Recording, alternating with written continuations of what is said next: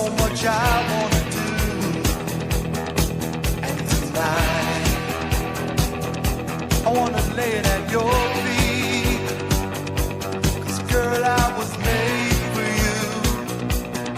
Girl, you were made for me. I was made for loving you, baby. You were made for loving me. And I can't get enough of you, baby. Can you get enough of me? Tonight I wanna see it in your eyes. Feel the magic. There's something Hi, that my name is- drives me wild. And tonight we're gonna make it all come true. 'Cause girl, you were made for me. And girl, I was made for you. I was made for loving you, baby. You were made for loving me. And I can't get enough of you, baby. Can you get enough of me? I was made for loving you, baby. You were made for loving me. And I can't give it all to you, baby. Can you give it all to me?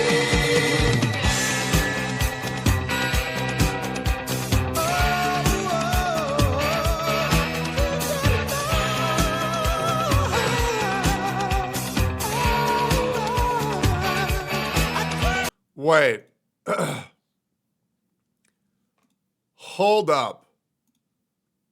First of all, good morning, everyone. Second off, does Mr. Pokey actually think that Asmongold is agreeing with him? Stop. There's no... Oh my God. What is going on?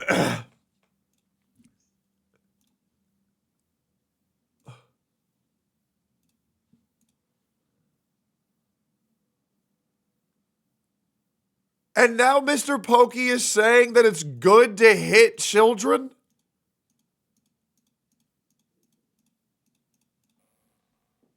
What is going on?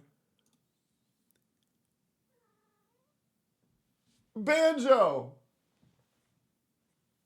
What the fuck are we gonna do, man? What are we gonna do? What are you supposed to say? Like, what the fuck? You all never got slapped by your parents? Dude, my parent beat the fuck out of me. That shit sucked. I didn't need that. You want to know why I got hit? Because my mom came home and she had a bad day. And she can't take her anger out on her bosses, so she'd hit us. That didn't teach me shit other than to be afraid of fucking, what's the word? Authority figures, that's it. Like, what the fuck? Like, I'll be real, I was a good-ass kid. I didn't need any of that. Is that why you got a dent in your head? Oh my God, what the fuck, bro? What's your favorite word? Stop, look at me, Instagram Reels, bro. Actually, you know what? Maybe Instagram Reels are fine. The N-word.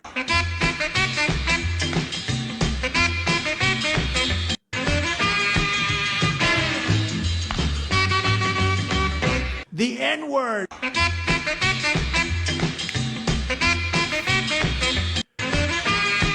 OMG, when are you finally gonna say it, Techie? Quit edging us, man. Quit edging us. By the way, Brax went off on Pokey. Man, I guess we're gonna talk about the ethics of beating your children today. Okay. Oh. Asmongold backs me up. Oh Jesus. I don't. Okay. All right. Look at this poll. Sure. What's going on? I think he needs a little break. Mr. Pokey can be set.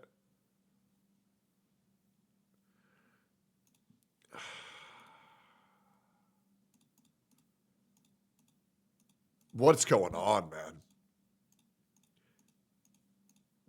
Dude, since he got back from the war, he's just been saying some crazy ass shit. Are you gonna beat your child today? Nah, not yet, I guess. Yeah, not yet. Anyways, we got the Gacha cast in 38 minutes. Zyok's take on power creep and Gacha games, 2020-40 through 2505. Now, I will say, I truly don't give a fuck about Zyok's opinion. I want to make that very clear. Asmund blamed both sides. He didn't disagree and nothing else. Exactly. So, exactly what I said. I think the problem is Mr. Pokey said one side, and Asmund agrees that both are bad, but because he also agrees that one side is bad, now Mr. Pokey thinks that Asmund agreed with him. Buddy, what is going on, buddy? What's going on? You're such a little rat today. You're such a little rat. What's going on? What's going on? You wiggle. You beg to be picked up and then you wiggle away. What's going on, huh? Huh? Yeah, I know. I got to do my job. I got to do my job today, buddy. I already got to do my job, okay? All right? Okay, I love you. All right, here we go. Here, little rat. Go over there. Mr. Pokey's trans? Great. Yo, so guys, that explains a lot. Guys, here we go. I woke up at 6 a.m. this morning. I did. I got out of bed within 10 minutes. And I immediately went to the gym. I did 1 hour of cardio. Yep. And then I steam. Let me let this cat out. Hold up. Come on, Major, let's go. Come on, Major, let's go. Come on. Go find your friends. I woke up, did an hour of cardio already. Went in the steam room for 20 minutes. Came back, ate breakfast.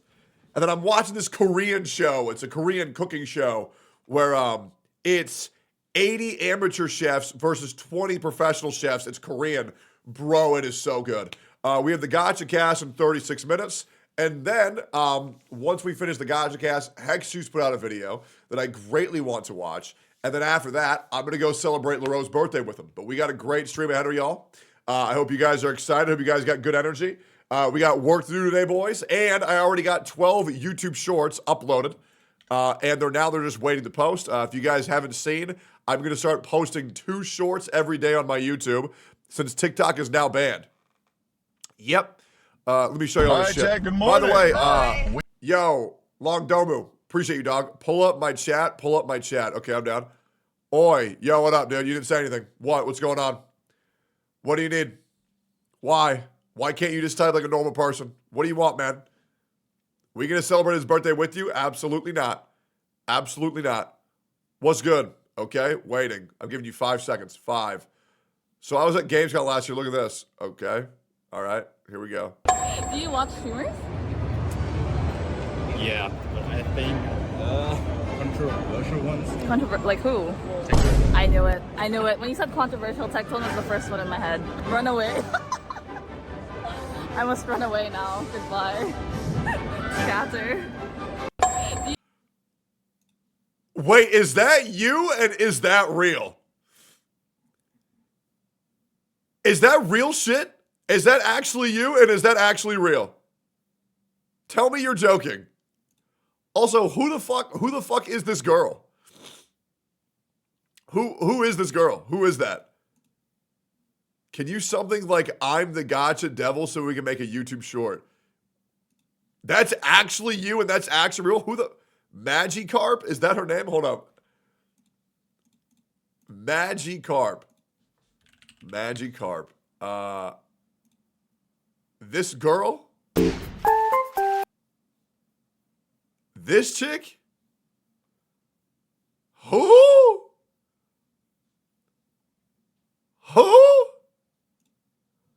I want to say.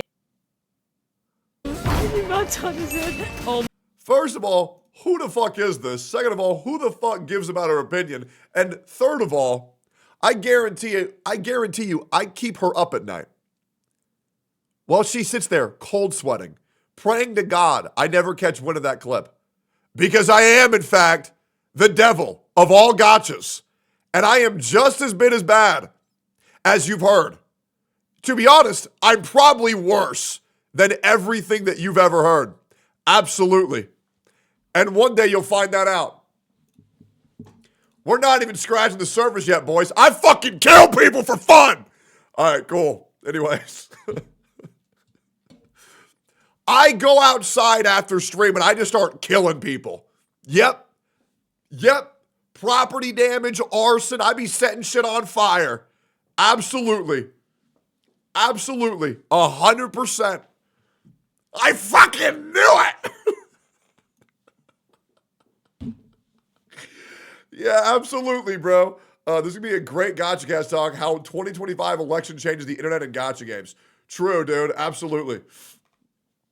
Do you slay them with your own light cone? Yeah, absolutely. I swear to God, dude, you are pure entertainment every day, dude. Love you, dude. Okay, enough glazing, guys. All right, we can't talk kindly about people anymore because it's called glazing. Did you kill Marvel Snap? Absolutely. You can download TikTok again. Why the fuck would I want TikTok, bro? I got YouTube Shorts. I'm all good, man. Yeah, I'm all good. I want to show you all this shit real quick. Dude, look at Long Domu, my boy, going hard every day. Look at these shorts we have ready to be uploaded. Look at this shit, man. Look at that. Look at that, dude. All these are ready to post. They're good to go, man. They're ready to fire. We are going hard. We already had one short hit the algorithm, and now we're just praying to God it happens again. First short, already hit the algorithm. Look at this shit, bro. Look at this. It was fucking dead. And then all of a sudden, boom! 65,000 views, making a crisp 19 cents. 19 fucking cents, baby. Yes, sir. We are loaded. Yep.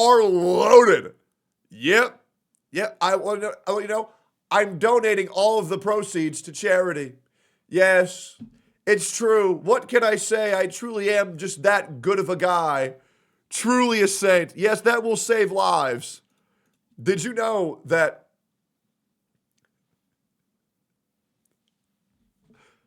Did you know? No, I shouldn't say that. I shouldn't say that. Yeah, I shouldn't say that. Okay. Yeah, I'm not going to say it. Say it? No, I just shouldn't say it. I just really shouldn't say it.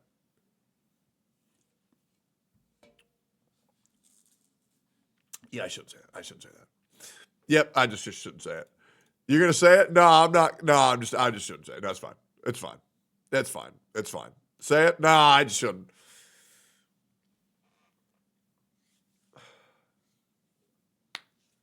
No, I just shouldn't say it. It's so fucked up. It's so fucked up. It's so, guys, this one's too fucked up. It's legit too fucked up. It's too fucked up. It's fucked up. It's fucked up. It's like so. It's so. But you're 5% black. Well, first of all, I'm 17%. Okay, give a PG version.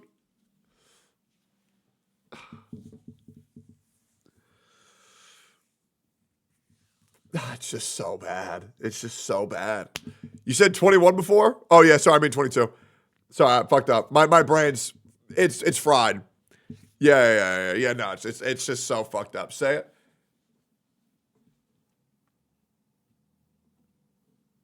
No, it's just so fucked up. It's so bad. You've said worse. I've definitely said worse. But we're just now starting the stream, man. We're just now. Did you know that every hour in Africa? I shouldn't say it. I just shouldn't say it. I just shouldn't say it. I just shouldn't say it. I just really shouldn't say it. I just really shouldn't say it. I just shouldn't say it.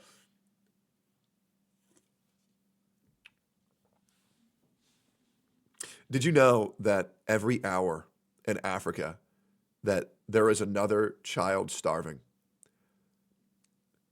But for 1 cent, you can solve that. For every cent that you donate, you can save a starving child. They eat pennies. All right, let's see Zyox's viewpoint on power creep here. Stream soon. I have a take that's like incredibly duality, but I'm gonna say it anyways. Do you think it's actually not even a take, it's a question, because I don't know how I feel about this yet. Do you think that like there's more? That's what I waited for? I'm sorry, dude. Was that not funny enough for you? I think it's hilarious. Personally. Generous, like Hoyo, they're more generous with their other games to kind Bro is such a pussy. Oh, really? Oh, really? Okay, man. Then go ahead and say it, brother. Go ahead. Say it, man. Say something crazy. Say something insane. Yeah, you see, you won't even type it as a chatter, you fucking bitch. Shut up. You ain't hard. You ain't hard. You ain't hard. of justify the power creep. And then in Genshin, it's like, do you think if they start, I mean, hopefully they give us more, but do you think if they do, they'll start power creeping more? I mean, I hope not. But that would be fucking crazy. I think it is because it's all corporations under capitalism. Like, I agree. It's a gacha game that wants your money. I think it depends, though. I think, unironically, like, I know hashtag ad sometimes, but we're not hashtag ad right now. Like, early on, Okay, Ziox, you cannot say that we're not hashtag ad right now when you're part of the preferred creator server and you work with Hoyoverse constantly. You were on the goddamn HSR live stream. You were on a fucking contract. Shut the fuck up. Don't lie to your audience and say, oh, we're not hashtag ad right now. You work with the company frequently. What the fuck? Also, why are you dressed like my 4-year-old nephew? I feel like Wawa was like incredibly generous for like they didn't have to be. But looking back, even when I was like playing Cookie Run Kingdom, bro, they gave me literally everything I've ever had in my life. They would give me like everything I ever wanted. But then they would start releasing limited banners that use different currency. So I'd have basically like 100k primos, but the banner cost not it would be something else. And then you'd have to play like in 40 days to get it. But then after I've played Cookie Run Kingdom for 8 months straight. I've never seen that happen a single time. Unless he's talking about like that generation currency, which you can just buy generators for. Which is very important. That's a pretty important thing to leave out. Is that they give you generators to give you free currency. And whenever you build it, you can also build it to generate more with the pre-existing currency. So this is a brainless take because this dude doesn't know how Cookie Run Kingdom works. And every single time you level it up, you get a burst of that currency. And there would also be events to boost that amount of currency as well. afterwards, even that limited character is like in the meta, they're like, Not true, brother. Don't insult my intelligence on Cookie Run Kingdom. Okay? I was top 200 Cookie Run Kingdom in fucking NA. All right? I know what the fuck I'm talking about. And I spent $8.5 thousand in that fucking game. I know what the fuck I'm talking about. Okay? Unless he played a time period where that wasn't happening, then I don't know what to tell you. But when I played, whenever a new limited currency would come out, you would get a generator that you could build from your shop. And when you build it, it gives you the amount of limited currency pretty damn rapidly. And every single time you level it up, you get a burst of that currency. So this is my opinion. So the thing with Cookie Run Kingdom, I'm not affiliated with this company whatsoever. You can get any character that you want free to play very easily.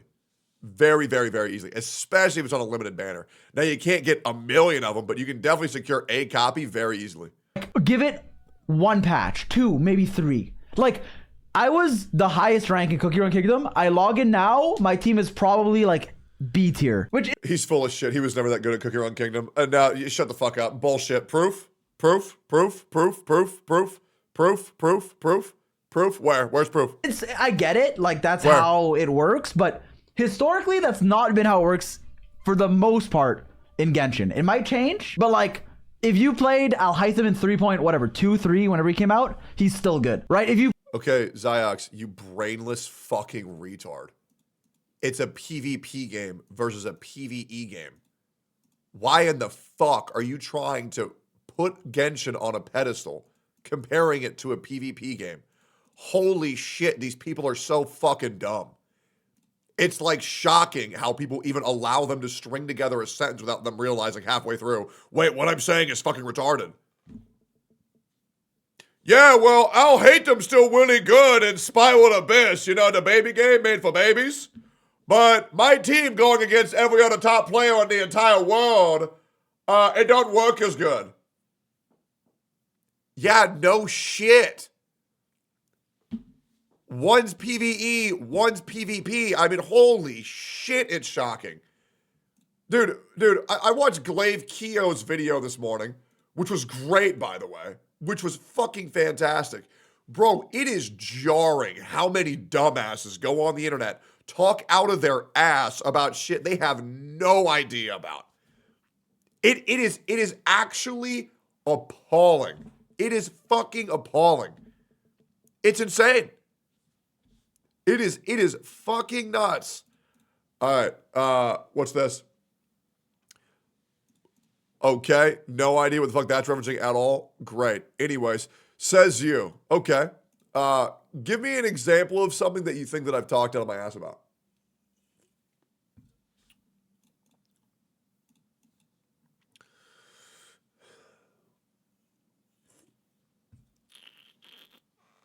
All right.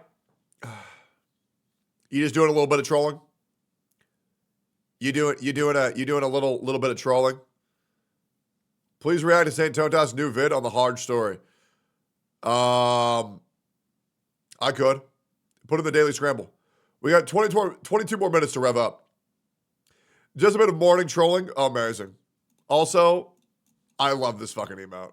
That shit is so cute. Okay, yeah, let's see this. The spoon take is straight out of ass. Yeah, but I don't think I was talking out of my ass about the spoon take. I think I was just wrong. You know what I'm saying? Like, yeah. I was basing that on a lot of research. The spoon versus the fork thing. But yeah, all right, cool. Let's watch this. Who the hell are your kids getting access to your credit cards? I think that is the biggest question I have to the people saying that, you know, Doro is defending They're auto-saved on the iPad and the TV and the computers. company, and you know he's blaming the consumers. But how the hell does kids get this? Because like, if my mom found out, bro, she would either disown me, beat me up until I can't walk for 3 days, or I would be dead. A few moments later. Wait, what's this? Liked by Zach to the people shitting on Doro. Oh man. Oh god. Hold up. Is this the presidential rug pull? Please have yes, mercy. This will be the presidential rug pull On Mr. Pokey. Somebody said that I think it was that Ian guy on Twitter said that he should rug just pull it and a then little use guy. the money to Little buy guy. Greenland. I feel like that's kind He of a good doesn't idea, know you any know? better. Mr. Pocket is just a little guy who doesn't know any better. I don't even disagree with him. I don't. Like, here's the thing. I'd be like, he's not even wrong. You could say that things are actually looking very bad for Genshin. This could be the end of Genshin. This could be it. Yeah, it's not a parenting issue. It absolutely is a parenting issue. If your kids are spending your money and you don't know what to do with you, if you can't control your kid using your credit card, you are a retarded fucking parent and you should have Absolutely. never had kids. Sure. Of course these rules should be there. And yes, absolutely. Like there's plenty of rules that you have to have because it's not okay for the companies to take advantage of kids that have bad parents. Yep. But it's also, I'm not going to just say that it's entirely the company's fault. Of course, nobody Kids is. steal credit cards. If your kid is stealing, I would not even dream in a million years of stealing my parents' credit cards. Like, that is an insane thing to do. And the kids that do that are probably, like, their parents are probably trash and garbage. Yep. And that's what belts were invented for. No, I don't believe in hitting your kids. If you hit your kids, you're a retard. So I don't understand how Mr. Pokey doesn't understand that he said my take verbatim. And I mean that genuinely. Asmongold mimicked my take verbatim. There is absolutely no one saying that this is strictly a company issue. No one is saying that. We're fighting demons in our heads that don't exist. Legit, no one is saying that. No one is also saying it's entirely the parents' fault. No one is saying that it's entirely the kid's fault. What we're saying is this is a problem. The FTC stepping in is a good thing. And if you're advocating against that, you're the problem. Because it's 80% the company's fault, 15% the parents' fault, 5% the child's fault. And let me explain why. It's 80% of the company's fault due to the fact that they're using deceptive language intended to deceive the user. The parents, with what they're greeted with the information that they're presented, are pretty much none the wiser after reading any of the warnings and the labels for the game, because the game isn't properly marked, and the kids are fucked up for not realizing that, well, money's a real thing. But also, I don't want to blame them because, oh, can I spend my mom and dad's primo gems? I don't even know what that means. Anyways, PayPal. It's an issue on all of them. And that's the problem. It's very simple.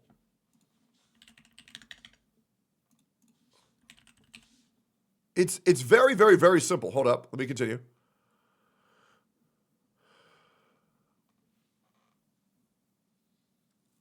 So right here, to the people that are shitting on Doro, it's not a matter of whether the parents are aware that these are gacha games, but how the hell are kids getting access to your credit cards? They're saved automatically onto these systems. If my mom found out that I swiped a credit card when I was 12, I'd be beaten beyond recognition.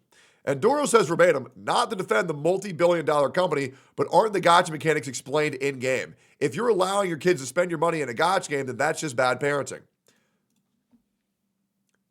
This is the most, you cannot say, not to defend the multi-billion-dollar company, but aren't the gacha mechanics explained in-game? No.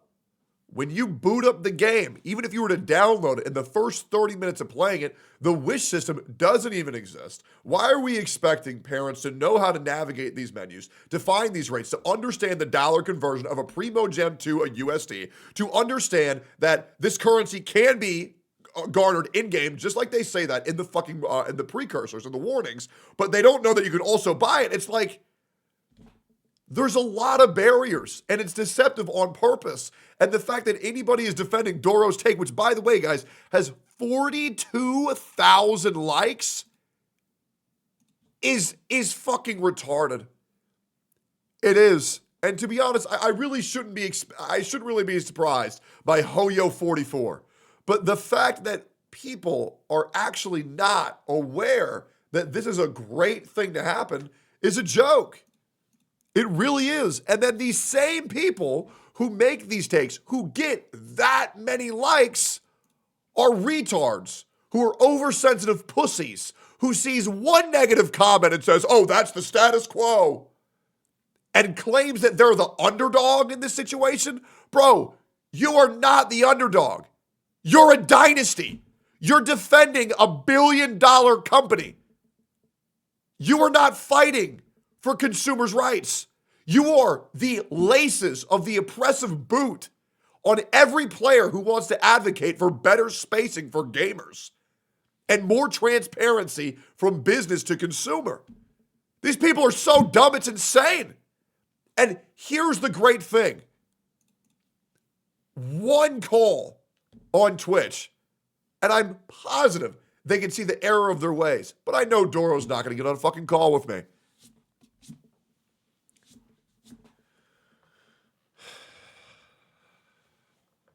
I heard that line before. You're a dynasty? Yeah, it's from CM Punk. John Cena. Money in the Bank, 2012.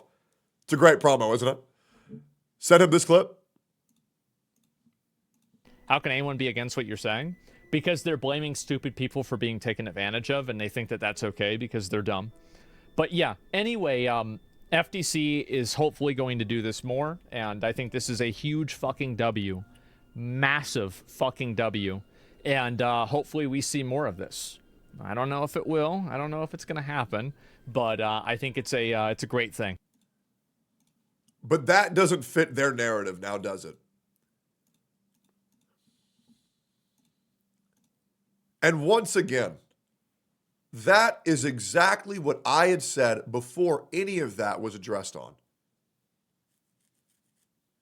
But people don't understand that you can agree with people during their very specific take, but the reality is that that agreement was not the full picture. And there are levels of this shit. Pokey doubled down and Brax replied, oh God. All right, so here we go. So then Mr. Pokey says, cultural differences aside, this is heavily dependent on what the kid did. And using your parents' credit card without consent counts as one of those cases. It's literally stealing.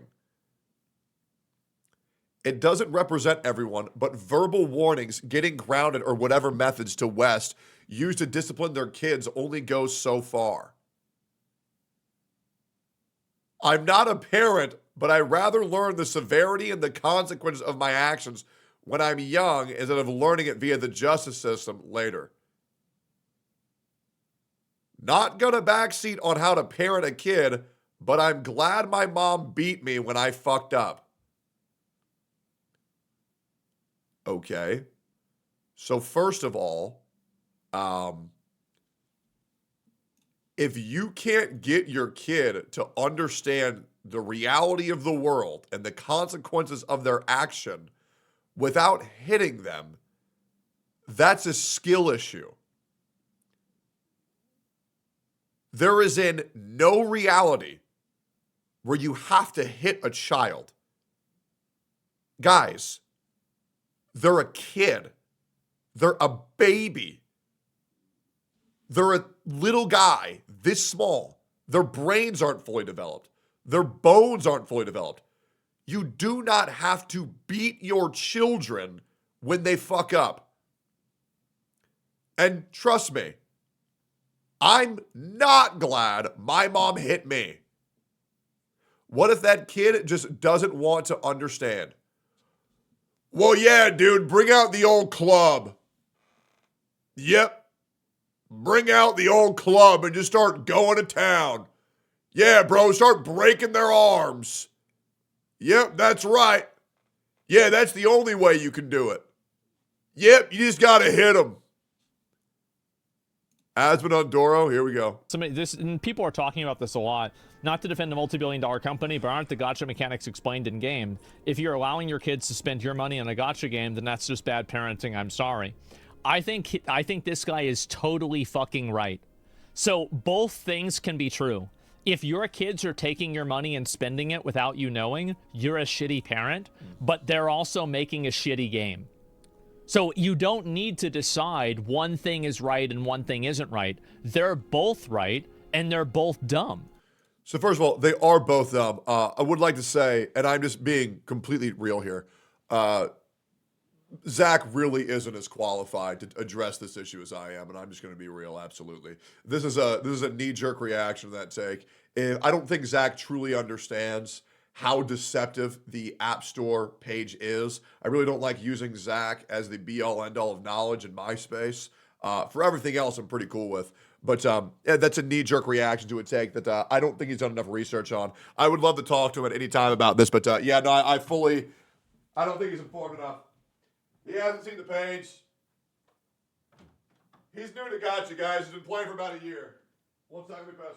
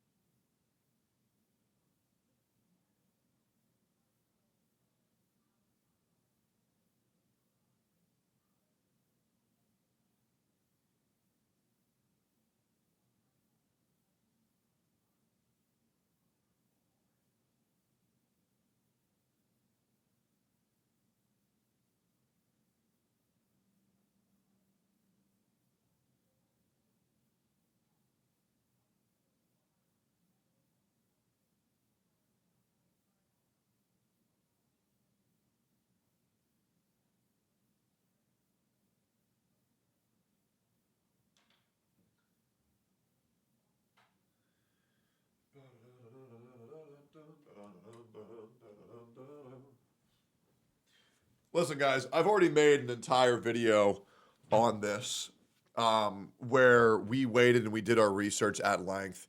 And yeah, it's a pretty cut and dry issue. I know beyond a shadow of a doubt that my take is 100% correct with zero error. And I would challenge anybody to scrutinize anything that I said to find even a small molecule of error in anything that I said. And I know you won't be able to do that. But yeah, I believe the way that I've addressed it is absolutely correct. And the reason why that is because this is an issue that's very, very, very serious to me. This isn't some knee-jerk reaction that I have in order to pander to a community in mass. This is the truth. Yeah, absolutely. Yep. And we'll go ahead and do that today on the Gacha Cast. If there's anybody who you'd like to invite that's live or that you know of that you think would be in opposition to me, more than welcome to come on. Better yet, I'll DM Asmund right now in case he wants to come on.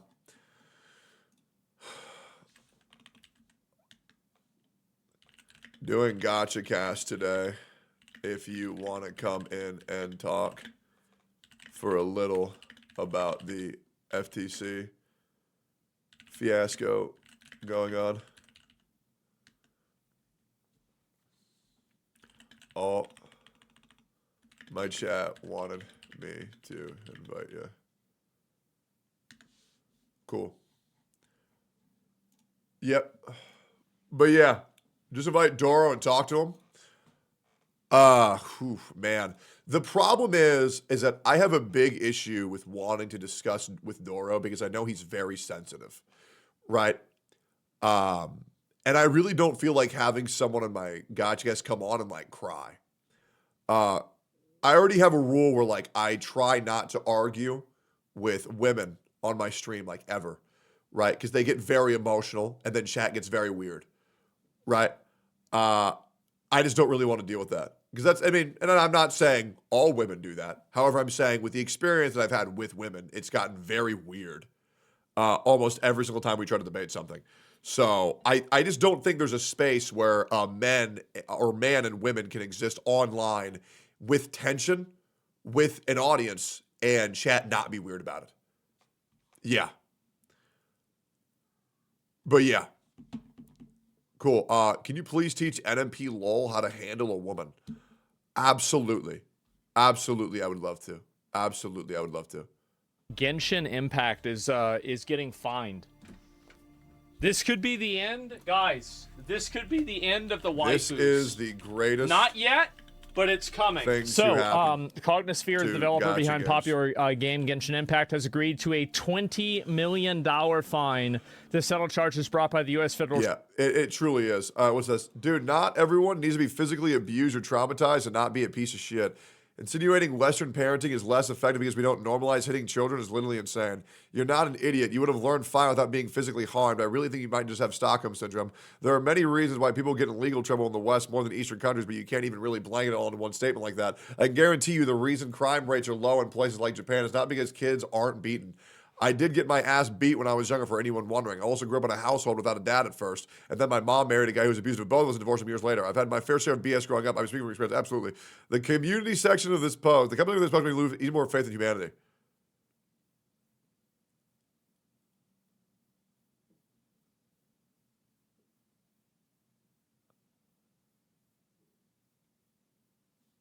Doesn't have to be hitting, but ain't no way a kid should go off easy after using their parents' credit card in a silly game.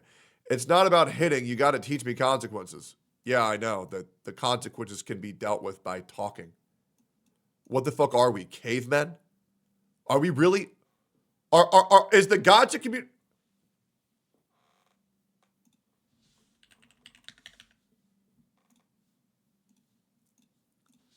Is the Gacha community so beyond cooked that now we're defending multi-billion-dollar companies, shady business practices, and arguing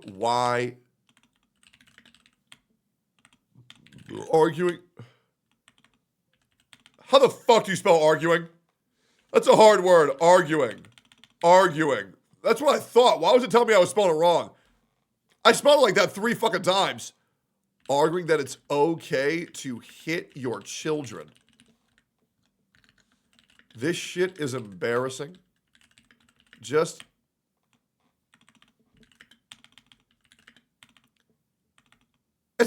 spell it?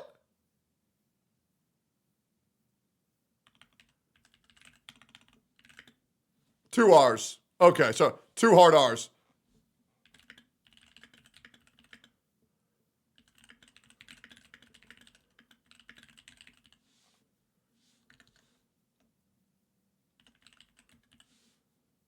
I just don't get this, man. I mean, this shit is just. Why in the fuck? Why in the fuck? It's like.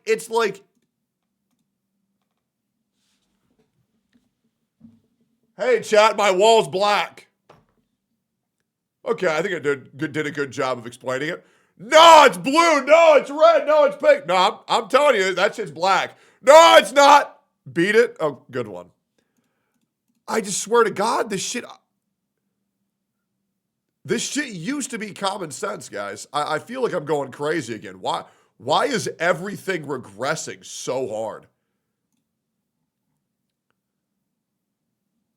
I mean, it feels like we're going backwards. That's not what's happening.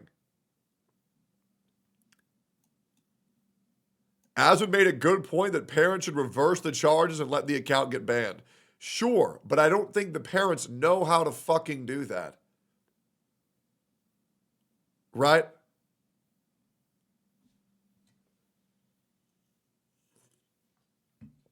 That's not what's happening.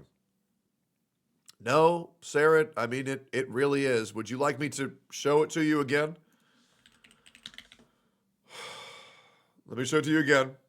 You said the wall is black and there's a penguin in the corner. They are saying there's a penguin in the corner because everyone knows the wall is black. Okay, I'm going to show you this post again, Sarah, because I want to help you understand. Okay?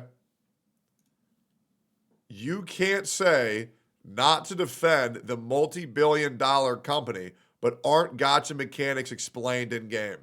This is putting 1,000,000% a much higher degree of blame on the parents, when in reality, if the game was just labeled properly, the odds of the parent making a mistake are much lower. The amount of hoops and boundaries that you have to go over and go through in order to find the actual nature of this game is far too high. Okay, Doro's take a shit. That's who I'm talking about, right? That's what I'm upset because this has 42,000 likes, like I've previously mentioned. And then I think Mr. Pokey trying to defend beating your children is just a little odd, don't you think? Right? I think that's a little bit odd. Wouldn't you say that's a little odd? Great. I just...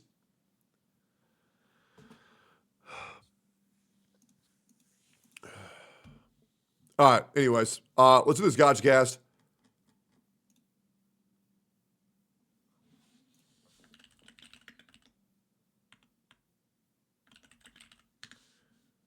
All right, great.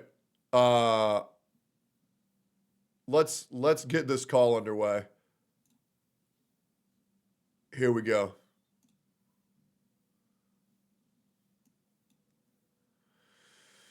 Yo, good morning, my man.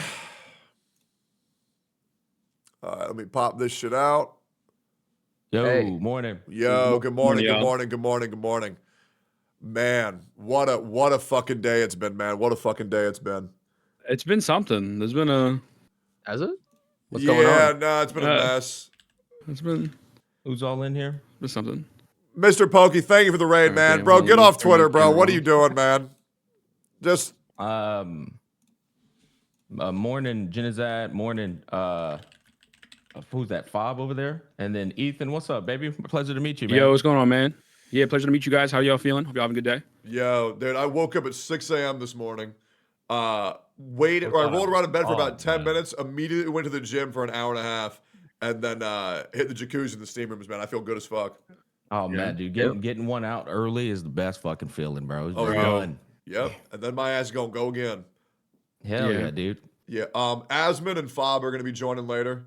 So we'll make sure to save some conversation for that. We're probably gonna be talking about the FTC because I wanted to talk to Asmund about the FTC shit, and I promised that I get him to come in. But yeah, that shit's gonna drive me fucking nuts. we can I- probably just get into this right now because I know Smack is leaving an hour, right? Yep. Okay. Fuck yeah. Let me do intros real quick, and then we'll just get to yapping. I already know all you guys, so I don't need to do any small talk. We already know what we're here to do. Arknights Enfield, Wuthering Waves 2.0, HSR 3.0. Yo, good morning, Zach. What's going on, Asmund? How you feeling, brother? All right. Hey, what's up? Yo, Can you guys hear me? Yeah, I can hear you Zach, great. pleasure to meet you, brother. All right. Cool. Wait, let me do intros for like 5 seconds, Zach, and then I'm gonna get into this shit. You good? Okay, cool. Yo, what's up, YouTube? Welcome back to the Gacha Cast, episode 32. Today, we are talking about a lot of shit. We're talking about Honkai Star Rail 3.0, Wuthering Waves 2.0, Arknights, Enfield, beta access, as well as the recent controversy with the FTC towards Genshin Impact and how that will affect the gacha space as a whole, and whose real fault does the blame happen of children spending currency on these gacha games that we all love and play. Today I have with us we have Brax, Ethan, Gacha Smack, Genizad, and we also have Fob Master coming later, and we also have Asmund Gold, who decided to step into the arena weighing in on the FTC controversy. And yeah, I don't want to waste too much of your time here, Asmund, but I am curious, how do you feel about the entirety of the FTC controversy that's going on with Genshin Impact, or do you need a refresher? I mean, why didn't they do it to FIFA? Like, No, I agree. Right, and so like I don't think it's really a bad thing. Like, I'm not a fan of like loot boxes, or I mean, I don't think gacha is really something good that you should do anyway. Yeah. Especially not towards kids. But I mean, I'm not going to act like Genshin is some kind of unique evil when there's like 10 other games that do this in the same way that are Western that aren't being focused on. Yeah, I've been told, and I don't know if there's any truth to this, I've just been hearing this, that FTC can only target one case at a time, and that Genshin Impact is going to be like kind of like the domino effect, and it's slowly going to start rolling out to other gacha games, which personally, if that is true, if there is any validity to that, then I'm absolutely pleased, because I do think games like Wuthering Waves, Zenless Zone Zero, Honkai Star Rail should all be held accountable for the shady business practices of how many hoops and layers and terminology you have to go through to even understand what the fuck's going on in the game. There was a post... Yeah, go ahead. I'm sorry, I didn't mean to interject. I just said I feel like it's a attack the head of the snake situation where they can't. I mean, correct me if I'm wrong. I feel like they can't come at every single company all at once. That involves paperwork, that involves time, that involves court. So it's like, attack the head of the snake, and then the rest will fall in line, hopefully. And if not, we'll follow that system up, step by step. Yeah, I think you're right. I mean, to an extent, that's probably what's happening. But I feel like with at least FIFA, I mean, that's a pretty big fucking snake, man. And it's like that's been going on for a while. I think it's targeted China, and it can't be a coincidence that it's happening on top of TikTok ban. It's a lot of crazy shit occurring, and then it's all happening coincidentally around Trump getting in office. So, but yeah, I do feel like it all boils down to money and political control outside of the gacha space being predatory. Well, Genshin Impact is an easy target, but also if you read the FTC article, they target it for specific things. And I've heard that in FIFA, apparently you're able to actually outright buy or trade some of the characters, supposedly. And I think you can't do that in Genshin. Everything is through, you pay money to buy a currency, and then you use that currency on the loot boxes. So I think FIFA is a slightly different case that they could have also gone after, but it doesn't fulfill the same exact conditions that they went after Genshin for. Yeah. I mean, they should also go after FIFA, though. Yeah, 100%. I was going to say, do you think maybe attacking Genshin first might have, I'm not trying to be funny, it's like a bigger impact as a space, though? Just because, like, I feel like Genshin is, like, a bigger game in the sense of, like, more people are attuned to it and gambling on that more. As I'm not saying FIFA is not bad, because it's fucking horrible. But I think this could set, like, a big precedence. And I was like, Gacha Smack said there's definitely intricacies on why they're doing that first. But I also don't think it's a bad starting point, personally. Yeah, no, I mean, I agree. I don't know if Genshin Impact is bigger than FIFA. I probably think there is an underlying issue with it being related to China. But what I want to understand is that there's this take going on online from a lot of prevalent content creators in the space where it's like, oh, it either has to entirely be the business's fault, or it has to be entirely the parents' fault, or it's not so much the parents' fault, it's the company's fault, or it's the children's fault, and this, that, and the other. And how are kids getting access to your credit card? I feel like a lot of people were just misunderstanding that we're not saying it's any one part of any of these categories issue. The parents, the children, and the businesses. It's all their fucking fault. However, I think the blame, much like Mizkif, is 80% the company's fault, 15% parents, and 5% the children. I feel like a lot of people forget that the credit card information can be auto-saved onto your devices. Once your PayPal is synced onto your account for Google, it can be accessed very easily with literally 2 clicks. Glaive Keogh demonstrated this in his video, to where even if the credit card information is saved for another purpose, it will still auto pop up for games like Genshin Impact with your PayPal automatically saved, and you don't need to verify that for a lot of accounts. So yeah, I do think this is majorly a company issue. However, it is absolutely a product of poor parenting, but also, can we really blame the parents for being deceived with such shady languages? Because when you pull up the actual description of the game in store, I'm not sure if you guys have seen this shit yet, it never labels it as a gacha game. Yeah. It never says there's gambling. It never says any way how to actually accumulate the currency. And it actually goes a step further, which says the Primo Gems can all be acquired with in-game activities, and never says anything about being able to buy access online. But yeah. I think one of the things that I don't know why people aren't addressing is like the game set the environment. So nobody's telling you have to download Genshin, but the way all of these gacha games are set up is that they are just intrinsically predatory. And so I feel it's really weird to put a majority blame on the consumer when you're going into a predatory environment designed like that. Like there's psychology behind their advertising, how they run characters, how they do everything. Like it is a majority company. There's not that there's no blame anywhere else, like you said. But again, I think it's very weird and cringe where we're like, the company though, but what about the parents? Like, again, you could fucking save your card to your Android or your Steam account or whatever it is, your Xbox, buy $100 pack easily. Yeah. Well, You know? how I see it is there's 2 ways you could look at it, and it is everybody's fault to some extent, right? Absolutely. But there's 2 major ways you could look at it. You could say the company is majorly at fault. They are evil and they are doing something really bad, but it's partially the parents' fault and the kids' fault. But you could also look at it in terms of, I mean, let's say someone makes a cryptocurrency and then you fall for it. You decide to put all of your money into it. You did not do any due diligence. A lot of people would look at that and be like, what an idiot. I can't believe this person did that. Even though the cryptocurrency is evil, like what a dumbass, right? Dude, I So wish you I look got at it on Trump Coin. That shit is going crazy. Dude, I was talking about that today. I was like, I fucked up bad. I should have known. Yep, dude. I was literally, if I would have known, I would have dumped 100K in that shit, bro. I would have fucking all in 100% because Trump Coin absolutely is gonna pop off. Yeah, That's it's obvious, insane. right? Yeah. No, but yeah, you can look at it 2 ways. Like, obviously, companies are going to be evil and do bad things, so you should expect that, and you're naive for thinking anything different. You could look at it in that terms, or you could say, well, we do need more regulation. You can kind of look at it both ways. My biggest problem, and I'll just go ahead and come out and say it, it's Poke and Doro's tweets. I have no problem with them pointing out that parents lack of supervision. My issue is it's a half right. You're not even looking at it's a half truth. You're not even looking at the full picture here. And it's only talking about the parents in a community full of retards that are just going to take that narrative and go, oh, so then the companies aren't at fault here at all. It's just the parents. And these people already have a severe bias towards gacha games. They already have a delusion towards gacha games. So what my frustration here is, why the fuck aren't we talking about the 12-year-old age rating inside of these gacha games? Why is a 12-year-old enabled to play a gacha game? Like, that should be regulated. It's equivalent to me going to a liquor store and it says 12-year-olds can buy liquor. Of course, a 12-year-old's going to go and buy fucking liquor because they want to see if it's cool with their kids. Or a 12-year-old can buy cigarettes. Why are age limits placed inside of society? It's to regulate because there are stupid fucking people who do stupid things. But the gacha games have a 12-year-old age limit. So that's problematic. Does that make sense? Yeah. Yo, Zach, what is your opinion on all this? Yeah, I was just letting you guys talk about it, but yeah, no, I think it's like it's a why not both situation. I mean, it is the parents' fault, like for sure, because like here's the other thing. I mean, if you're a parent and your kid's using your card and buying stuff, you can just contact the company and get a refund, and it'll ban the kid's account. Yep. So like, there's never really a universe, like realistically, where the parent is out for all this money, and this is especially true with a credit card in the U.S. So like if you buy something and then you want a refund on it because like your kid's spending your money, you just go and do that and then the kid's account gets banned.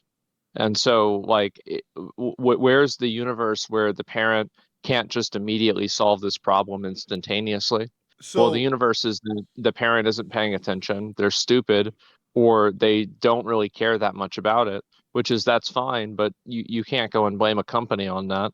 But I think that it is absolutely. I mean, when I think it was like maybe 6 months ago when there was like these rules that were suggested in like the Chinese government for companies, and it was like, oh, you can't have like gotcha games that target kids and stuff. And Tencent stock went down by over 10% in one day. Like Yeah. their business model is absolutely built around getting kids to spend money. And I think that also like think about how many people would just be like completely against gotcha if the only way to get the new 5-star character or 6-star character is paying what equivalently would be $150, right?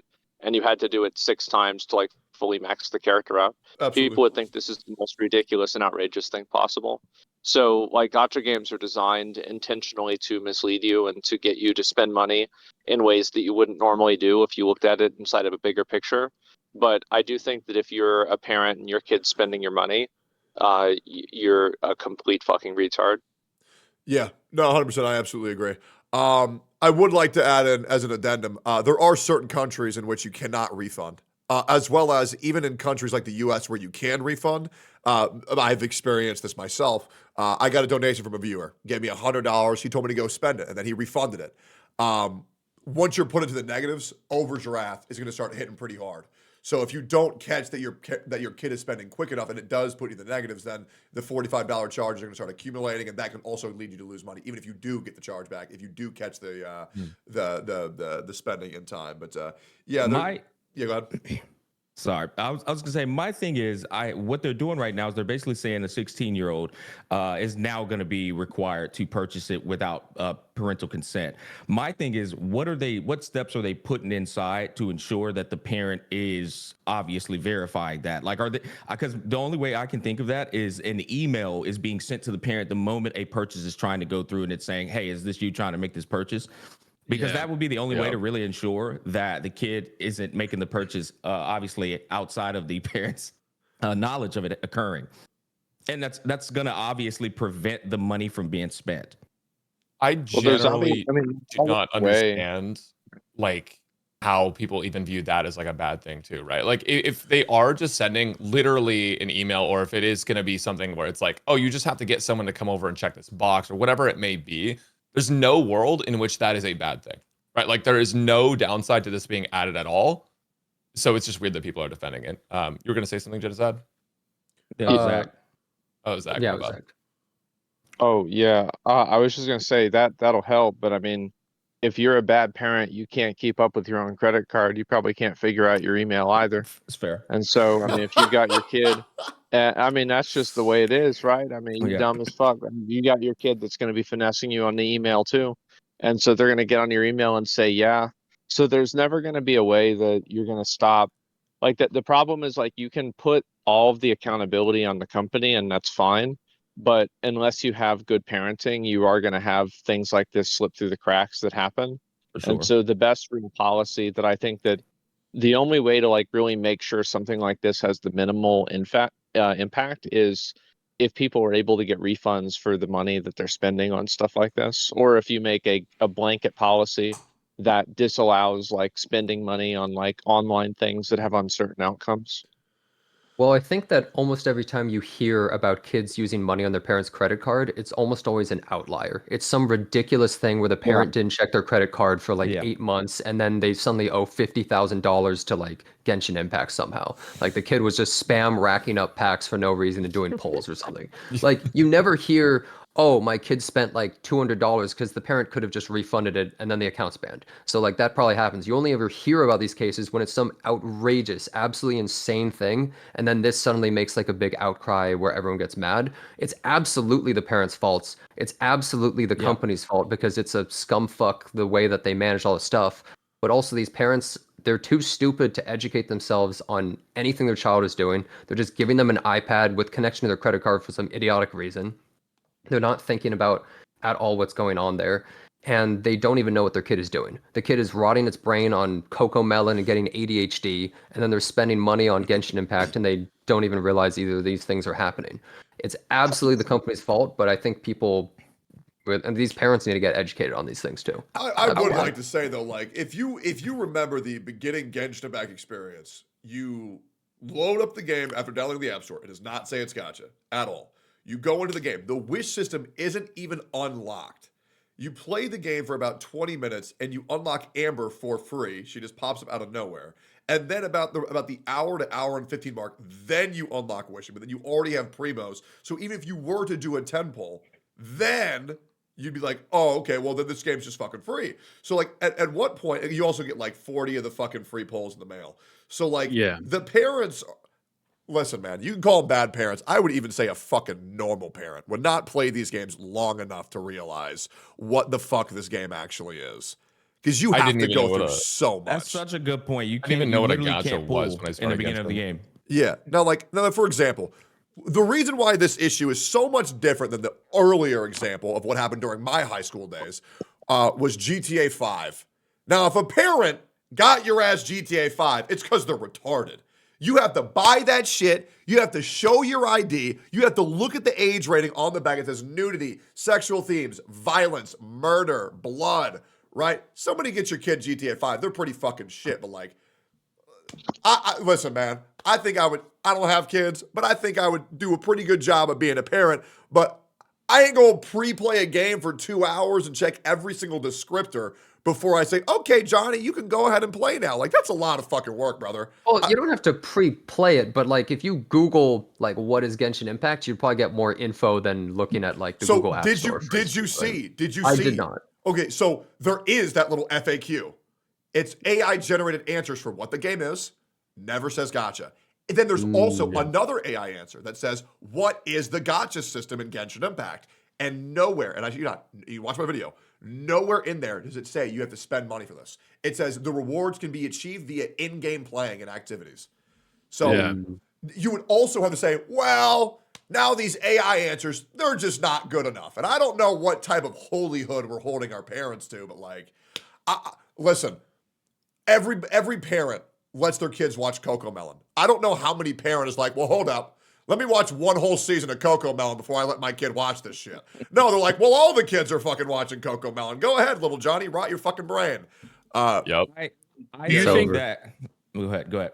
I was just. Do you think it would help if all of these were 18 plus? Like I know Balatro. Oh yeah. That's like what I'm saying. exactly. Ethan, I was just getting ready to say the only parent that I would really find problematic at that point is a parent that lets their kid get their fucking ID. Because it's but then again, I guess that kind of supplements what Zach is saying there. It's like if they can get your credit card, then they can probably get your fucking ID too at that point because you're just not watching any of your shit. Sure. And so even if you bring it up to 16 to 18, then they just get your ID. And so they're still playing at the 18 and 16-year-old age. But like, I feel like there's no way that scenario is being applied to all the parents that are running into this issue. I don't have the evidence on hand either, though. Yeah, there's no like proof of it, but I do think like if we were to like make it 18 plus, I do think it eliminates a lot of the bad parenting problem. Obviously it'll still exist, there'll just be fucking idiots in the world. We can't change that, and the company can't change that. They'll thrive off of those people. But making all these gacha games 18 plus, like I feel like as a, I have nieces and nephews, I'm like, wait a second, like you're downloading an 18 plus game on your iPad or whatever, like that's a red flag. Or So I think the thing that people aren't getting is we're not trying to eliminate every instance of this occurring happening. Of course. Like, oh, dude, just ban murder, make it illegal, and then nobody will do it. I think we're it's gone. Yeah, you can't do it anymore. We're trying to do. So sorry, Jess. I did not realize this text was over your face the whole time. I feel so bad. I think the only thing we're trying to do is just prevent it from happening as much. And I feel like it is quite simply as just label the games as a gacha. Explain how you can earn the currency in game by spending. And then also just make sure there's a verification step every single time you spend. Wuthering Waves has this exact thing. Okay, it's already in WUA. It's not in Genshin Impact. At least it's not in my Wuthering Waves. Maybe it's in yours, but on the PC client of Wuthering Waves, you have to re-enter your fucking PayPal and verify each time that I do it. And as well as other games. There are other games that have steps to make sure to verify and then say, careful of your spending. Very simple. But yeah, I'm not trying to say make it to where it never happens ever again, but like, just try to prevent it a little bit. I don't know how many of you guys know this, but apparently also in some countries, if you like use an in-app purchase, it'll literally just go to your mobile bill. So it's like you hit a button and it just kind of automatically goes. I was gonna say the other thing is a lot of people were saying that the $20 million fine was a slap on the wrist. They're also getting taxed proactively though, and preventative measures. How many people are not gonna have that money spent going forward now because of the regulations that's being implemented in? It's a lot of money that's going down the drain going forward too. Yeah. Okay, so I think we've pretty much addressed this topic. Let's start to the next one. Guys, how many of us think that we need to beat our children? Jeez, Oh man, bro, that was rough. I'm not gonna lie to you. My dad didn't even beat me, but he always threatened it. So I mean, that put the fear in, you know. Taking this group 100%. We're all good with threats, guys. That's good. I already know like everybody's stance on this. I know Zach's 100% no beating at all whatsoever. But some of the best people I've ever met in my life have all got the belt to the ass. Same. In fact, a lot of them that I've met, they're actually very nonviolent people. And so it's like I don't really agree with this notion that if you beat your children, they're going to transfer that conflict into real life, because again, as tangible evidence, me as well, I've gotten my ass beat, and honestly, a lot of people like me, hell. So it's like I don't think getting beat is a bad thing inherently. Now, me personally, I don't beat my daughter. I just don't feel the need to actually do it. But I'm literally using tangible evidence. I know many people who got their ass beat, and they're some of the greatest people I've ever met in my life. So where is the problem here, I guess, that I'm trying to understand, that people find problematic with a spanking in terms of discipline? Because penitence can occur. It's literally a form of punishment is how I'm looking at it. And so if you make them stare at a wall for 20 minutes or they get 5 lashes on the ass, I'm serious. Like, where's the difference here? It's a form of punishment, no matter how you look at it. But I genuinely would love to hear y'all's perspective. I'm not here to make it seem like I'm right. Here's how I see it, right? Yeah, go ahead. And so, like, I feel like if you physically like hit your kid, number one, it's gonna make your kid afraid of you. And like, I don't really know. I'm sure that there's plenty of people that get hit and then they turn out to be fine. But as far as I know, every single form of research on this has shown that hitting your kid on average creates a more negative outcome more often, right? So like you're always going to have outliers to any sort of a rule, but when every single time that this is evaluated on like a mass scale, it seems like there's only one outcome that's occurring. There seems to be a reason for that, right? It seems like it's a bad idea to do. But also it teaches kids that violence is a form of conflict resolution. And I think that if you have any form of conflict resolution that's violence, you're not going to last very long in the real world. And like if you hit somebody or you're violent at all in real life, then you're going to immediately get in trouble. You're going to go to jail. You're going to ruin your whole life. Wow, I did not think we were going to talk about parenting with only one parent in this entire call. But yeah, I'll definitely say this though. I do not think there is ever a reason to hit your child, because I think that means that you do not have the capabilities of actually explaining to your child why what they did is wrong and actually teaching them and having them learn a lesson. Instead, you are punishing them for something they did and they don't understand it, rather than learning from that experience. I think it's not the right way. And it shows your immaturity as a parent is what my feeling is. So Mr. Pokey is in chat right now, and he says, kids these days need to get beat up more. It is what it is. I just want to try to quantify this into any type of rationale. How does the guy who thinks that players are just greedy and dumb and should play better in Honkai Star Rail, and that it's a skill issue, not get that it's a skill issue if you can't properly discipline your kids without hitting them? Just be a better parent, you know? Yeah. Like, yeah. I do want to say, and this is with all respect to you guys, it is a fair point to say that none of y'all are parents, though. It really is. It's the same thing though. Yeah, and like, look, I want to say this one more time. I don't beat my daughter, right? But I don't know what it's like being with a motivated 12 to 14-year-old, which I'll be honest, I was a fucking nightmare from 12 to 14 years old. I think we all were at some point. And I was a perfect angel, man. I can say this with complete sincerity. I was a good ass kid. Okay. I don't know what happened. I mean, there's a lot of shit that happened, brother. Done, right? And what Zach said, I definitely was scared of my dad because he beat my ass 100%, but it actually made me wise to not do dumbass shit. I would have done even more dumb shit if I wasn't scared of my dad. I think putting the fear of God in people isn't necessarily a bad thing, because it's kind of like a structure to say, oh fuck, if I do that, I'm gonna get my ass beat when I get home. And that's why I said where it's kind of positive in a way. And listen, I think where I'm getting at here is there's no real right answer to raise a child. It is a case-to-case basis, but some children 100% might drive a parent to whip their ass. It might actually happen. And if that parent lashes out, it's not that was the right way, but it's just it's a nuanced subject. You know what I'm saying? Like you're gonna get angry at times. I mean, like my dad was he was a sergeant in Vietnam, and was dealt with active combat and everything, and so got in tons of fights. Never hit me once. Yeah. I can't see it, and like he would, like he's way more extreme about it than I am, because he grew up getting hit, and he absolutely hated it, and so he never touched me, never hit me, never even threatened me. It was never a thing at all, and so like I just can't see a universe, like a world where hitting the kid is the best solution. And again, I mean, there's a reason why in a lot of in Sweden, for example, like it's illegal to even do this, because it's just been determined to just be a universally bad thing to do. Like of course there's always going to be people that, like with any bad thing, there's going to be people that get good outcomes from it. So like, for example, like fat shaming, right? So like if you make fun of and you call somebody and you bully somebody for being fat all the time, there are some people who are going to end up losing weight and make their life better. But that doesn't necessarily mean that the fat shaming in itself was a good thing if you're just bullying them, right? And so like just because there's a silver lining to some gray clouds doesn't mean that it's not a gray cloud and it's something that's bad. I feel like what you're talking through here, though, is like I said, a case by case basis. But I guess the argument you're making here is more people than not are going to turn out into a negative way. Well, is that what we're getting at here?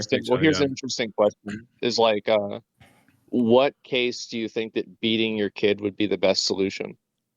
What case do I think that beating my kid would you're talking about like give you an example of where beating your kid is okay? I think the only instance where I'd be okay with beating my kid is if they were to attack my spouse. Yeah. Well, of course. I mean, self-defense is common sense. 100%. No, so I mean, I can only speak on my own instance here. Like I'll give you a clean cut example. If you ask me, I am trying to literally raise my children with the belief that I don't have to discipline them with the lashing. That's the belief I'm doing it for, right? But my dad was a very strict guy. He was basically like, if you don't do what I say, that's gonna be one lash to your ass. And if you flinch, it'll be 2 lashes to your ass. Like he was one of those type of people. And he'd basically say, go upstairs, get my belt, and bend over. It's gonna be 5 lashes. That type of thing was how I grew up with, right? And if you ask a lot of people, I'm gonna just be honest with you. If you ask a lot of people in the Black community, this is a very common thing. It is. It's a very common thing in the Black community, getting your ass beat. But what this does, though, is it definitely puts basically a bit of a fear into you that enables you to listen to your parent when your parent says, don't do this, don't do that. And then you grow up with that structure. Yeah, but Smack, this is how I see it. Look, this is the Gacha cast after all. Every child that is born, that's a Gacha role right there, okay? They got all sorts of different attributes. They got all sorts of different thoughts, and they're going to grow up differently, all right? So think about it this way. Some children who are disciplined that way will ruin their entire life. Yeah. Some children who are disciplined that way, like perhaps you, will grow up into well-adjusted adults. Same with, I mean, the example before, fat shaming. Some people, it will potentially ruin their entire life. Some people will completely change their whole life around that fact. Yeah, it helped me personally. When I was fat, it helped me a lot. Well, but the thing is, for some people, it might actually just put them way in a deeper abyss. So the thing is, like, this is not a one-size-fits-all. And I mean, as was mentioned before, I think Zach said, there's research on this kind of stuff. It is overall a more negative thing, and I do not think it is a result that should ever really happen. Realistically, I think it is always going to do more bad than good. You know what's fascinating to me, though, and this is crazy because we're sitting here talking about. I know it's getting a bit deep, hell, but like it's all good. It's crazy because all of my friends have had this exact same upbringing. I guess it's a byproduct of your environment type of ordeal. Well, but it's well, I think a lot of parents were like, beat by their parents, and it's kind of like a generational thing. And I think that was especially common, like even like 40, 50 years ago. Yeah. Here's the thing though, because I get what Smack is saying, because again, like I grew up in like a wild environment, a lot of my boys and a lot of my people, and I think like a lot, and again, it's no one size fits all, but some people, like, I would never do that to my kid because I don't want them to experience that. I'd rather go a different route. And then some people, like Jen said, like, fuck this, like this worked, I'm gonna make them fear me. So it really is no general answer. I personally wouldn't do it from my own experience, but I get it. And like, it doesn't always have to result to something bad, but I do think a majority of the time it probably does, just because like that's your first instinct in the back of my mind, like, okay, that's what happened to me, I'm gonna do that to them. So you know what I'm saying? Yeah. So but like, there's definitely outliers. For me, I would also like to say, like, in what scenario would you have to be physical to deal with one of your friends or partners in real life? Like, when are you ever like, oh, for this scenario, I have to hit my wife? Why would I ever have to do that? You just wouldn't have to fucking do that. There's pretty much no excuse ever to ever hit your kids. Unless, of course, they're attacking you first, in which case it's self-defense. But yeah, no, I think I'm with Zach here. I can't find a scenario where like, oh yeah, I need to hit my kids right now. I want to pass over to I think that's a yeah. Go ahead. Yeah, go ahead. That's a good point, right? I mean, like, there's no other form in real life where conflict resolution is solved by violence. Like, if you have an issue with a coworker and you hit them, you're in jail. Do it with your wife and you hit them, you're in jail. Do it with a person on the street, you're in jail. Like, there's never a situation where this is the right outcome. And so, like, if we look at every single other instance of existence and interaction where this is seen as bad, I would also assume that doing it to kids is also bad. And it's, again, kind of what I was saying, where I can't think of a situation where the best solution to a problem would be to beat your kid. Right. Like, where like that is the best outcome and the best way to solve this problem. And I think that you can also extrapolate that to other interactions with other people, right? It's like, what would your wife have to do for you to beat her? Like, what would Not like give me my beer. when would beating your wife be the best option? Yeah. You know what I mean? Yeah. It's funny. I would say it's probably never. I think you guys are making great points here. The thing is, though, the wife is a bit of an extreme scenario because that's a fully mentally developed and mature adult that's capable of making like rational decisions. The whole women really? Never mind.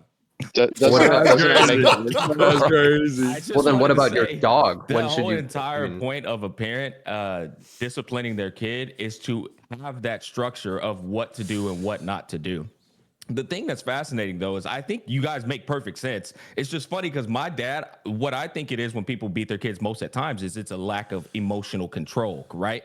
But what's funny is my dad never beat our ass with emotion. It was just purely like a principle. Like, you did what you weren't supposed to do. You're going to get these 5 lashes. So I'm not mad at you, but you just got to get these 5 lashes. And so it's funny when I view this from that perspective, because it's ultimately punishment. Do you guys believe that when a kid does something wrong, you're going to punish them in some form, or do you not believe in punishment at all? Because I mean, there's punishment that is good, right? Punishment is good. I mean, you can't look at punishment and say like, well, anything is punishment, so anything is okay. Yeah, I think that there's clearly like a spectrum of different types of punishment, and so if you're punishing somebody by hitting them, that's very different than punishing somebody by grounding them or whatever. And so, you can paint with that broad of a brush and then justify any bad behavior. And it's, you could say that with another person. And I would say also, hitting somebody because they're not fully developed, I would say that actually makes it worse, because at that point, like, you're hitting somebody that you have a completely unequal advantage against, right? And so it's like, in which situation would be like, like hitting your dog or hitting a pet or something like that. That would also be seen as like very bad. Yeah.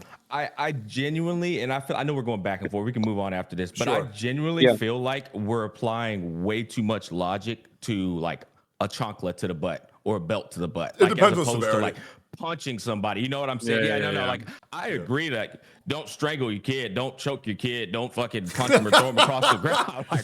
But don't hit him with an RKO. A belt to the butt. Like that is the most structured way of discipline in terms of the quote, like hitting really, and it is literally hitting, but it's a discipline. You know what I mean? I don't know. Well, we'll do a tier list later for the best ways to beat your kid.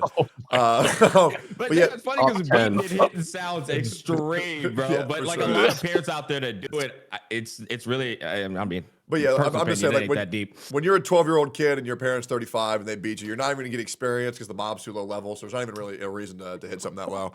So let's move on to the next topic. Let's do something a little bit more lighthearted. Let's talk about Wuthering Waves 2.0. I would like to start off with Zach because I'm very excited. I was told that Zach completely completed Wuthering Waves 2.0 offline. I wanted to know, Zach, do you have any? What is your opinion on 2.0 as a whole for Wuthering Waves? It was shockingly good. Yes, sir. I thought it was really, really, really good. I was happy about it, and I haven't gone through like all of the storylines and all the secondary stuff, but I like went and I like 100%ed all the areas, and I did the main quest line and all of that. And yeah, it's actually much better than I thought it was. Like I kind of stopped a little bit after 1.1 because I just kind of moved on and did other stuff, and like coming back to it, the game actually is really good. And I've had a lot of fun playing it. I think it's been great. To be honest, like I mean, you know, I don't want to move ahead too much, but like I played the Arknights infield, the beta, and I actually think that Arknights in a lot of ways I think it's a better game than Wuthering Waves, outside of like, you know, individual combat mechanics and everything. But yeah, I mean, the 2.0 for Wuthering Waves is insane. I am curious, how many hours did you put into Arknights infield beta? I don't know, like 4. 4? Okay. All right. Yeah, we're going to dive into that immediately after Wuthering Waves. I do want to talk a lot about that. But for everybody else, anybody have any very strong opinions about Wuthering Waves 2.0 they'd like to share? I'd love to start with you, Jenazad. I was feeling kind of weakly about Wuthering Waves after about 1.4. I pretty much said if 2.0 is not something that I think is really significant, I think the game is going in a great direction, then I don't really have much hope going forward for the game. I think 2.0 completely raised the bar in almost every single possible metric. Better story, better music, better area design. They took clear inspiration from games such as Nier and Elden Ring for a lot of things. The flying was insane. I think a lot of people would have said the patch was good if there was no flying. They would have been like, wow, this is a really solid patch. What a great upgrade. The flying completely changed the entire game and exploration, completely divorced it from something like Genshin Impact, and actually made it incredibly good experience that I think everyone really appreciates and went the extra mile for. Really great update. Hell yeah. Surprising. Yeah, like kind of going off of that, I kind of feel like a lot of these like new, like really big gacha games have this problem where they can't choose between if they want to be like a game that follows like AAA standards with gacha mechanics, or if they want to be like a gacha game with like an open world, right? And I kind of feel like for me, Genshin has always felt like a gacha game with an open world where it like doesn't really respect your time and shit. Whereas like I feel like Wuwa has leaned towards being just like a game that has gacha mechanics in it. I feel like 2.0 really fucking solidified that though, because dude, it was so hard not to talk about it. When I was making my fucking videos for it, because they gave us like this like little beta thing, I was literally sitting there. I was like, this is probably the best gacha I've played, like, or gacha experience I've had outside of like my first experience in Honkai Star Rail, and that's just because I like turn-based. Yeah, I think it's fucking incredible. I think the smartest thing they did was the flying system, because it made the world feel so much more connected. I fucking hate waypoints. I hate them in every single fucking game. Just give me a way to traverse to where I get that waypoint experience and it doesn't break up until every single time I hit a loading screen, it breaks my immersion. So now I'm just like, now I'll just jump off a cliff and then I'll just pop my fucking glider and then be there in 2 seconds. Even if it takes a little bit longer, it's just fun. And I think that's what I think Wuthering Waves did a very good job of, was make a fun game even more fun. I don't think there's any game on the market that will ever encapsulate how good the exploration system is in Wuthering Waves, which is my personal favorite part of Wuthering Waves. I don't know why we're killing ourselves right now. Oh, because I said jump off a cliff. Okay, gotcha. Well, I think what's really funny is the game Dragon's Dogma. I remember the developers saying like, well, we don't really want waypoints. We want traveling to be fun. Like that's a big part. It's like, we shouldn't need that if the traveling's actually enjoyable. And that's kind of what this game was actually able to do. Yeah. I realized that. I think it set the bar, honestly, for updates for me at least. Just like there's just so much shit to do, and it really is like free. The gliding's free. The grind feels fun. Like it makes it feel like I'm playing the game for the first time again. You know, it's very unique. Yeah. Smack, any other strong feelings positively? I think you guys did a fantastic job covering them all. then fuck yeah. Any negatives that we have for Wuthering Waves 2.0 is it pretty over and shut. For me, my only complaint is I don't like some of the voice acting. I think across the board it was good. Yeah. And I just don't like Rochia's Mamma Mia. I can get used to it, but I think it's fucking shit. I think it's just funny. No, I I'm think with the you, man. fact that it's just like it's just there. I don't know. I think it's a meme. It sounds shitty. It's Like monotone. it doesn't That's why it was sound good. good. It doesn't sound good, but I just think Well, the it's a whole meme. point of her is that she's monotone and she's like a comedian who everything she does is monotone. That's like the whole purpose. So that's why she doesn't have any emotion in her voice, right? It kind of feels like half. I know I sound like a fucking nerd, but you know, that's the whole point, right? Yeah, yeah. I will say, and this is a great point that I saw from chat. Thank you, chat, for typing out your suggestions and your comments. Am excited to see how Ananta measures up in the exploration system. Arknights Enfield, I don't give a fuck about the exploration of the game. I think it sucks ass. We'll get to that later. I think Ananta's exploration does have the possibility of rivaling Wuthering Waves with the Spider-Man swinging system. I'm not sure if you guys played Spider-Man on the PS5, but the exploration system looks very, very, very nice. So hopefully it gives me that same excitement I get from the gliding in Wuthering Waves. But yeah, any overall negatives, any concerns for Wuthering Waves? I think we can all agree the Echo XP fucking sucks. Does anybody think that it's good? Yeah, no, that shit's ass, bro. I keep getting yelled at and told to front flip into a car on Roblox every time I bring that up, but that shit is just trash. I'm not gonna lie to you. They got to fix that. All of my things are just about building on the elements they already have in the game. Like I would love there to be a RNG fucking nightmare echo spawn in the open world that could just beat the shit out of you like the butcher from Diablo and spawn like rare loot and stuff. Just the idea of that would make people want to explore even more. They added that in Pal World actually, in like a different kind of way, where they had like kind of random, like kind of super empowered pals that you would go and fight. And you couldn't capture them, but like killing them was like a bit more of a challenge. And I think that would definitely be really cool to like just kind of keep things fresh. It's kind of like how when Wuthering Waves first came out, they had like those shiny ones, and like people would try to kill them because they would drop guaranteed echoes. Such So a letdown. I think that system was such a letdown. making the monsters be a They good need to be idea. random spawns. Yeah, because yeah, sure. We're all trying to go ahead. We all say, Smack is the going- shiny, hey, I think shut he's up! thinking- The shiny system was really could have been really good, but its static spawns fucking terrible. Go ahead, Jennifer. Well, I think what Smack is sort of thinking is like a Diablo 2 sort of thing where, you know, like Diablo walks the earth, that type of thing, where it's like there's some crazy ass uber boss somewhere in the world. And maybe that's what it's like in Pal World as well. But it's like give me some rare skins, give me some rare shit, because that motivates me to explore while I'm already doing my exploring task. I think they got a good foundation, Wuthering Waves, and if they build on these foundations, it'll be good. Go ahead, Ethan. You look like you wanted to say something. No, just a question. Do they because they had that in 1.0 a little bit with like those red mobs, right? Is that in 2.0 at all or no? Are there no like random red mobs? They're like glowy, There like are, glistening. but they're not random. They're like challenges. They're not. Okay. Gotcha. they always spawn there every like few days or something. Oh, gotcha. So that I haven't done. That I think, yeah, I agree with you. Like random My encounters would be other dope. gripe though was I fucking loved the church dynamic. And by the way, Tech, I've been watching the shit out of Orb. Fantastic. Yes, sir. And that's why I like the Wuthering Wave story, and that's why the guy recommended it to me. But I love the idea of the people using the church as a means to govern the people, because I think that's a horrible idea. It creates so much problems.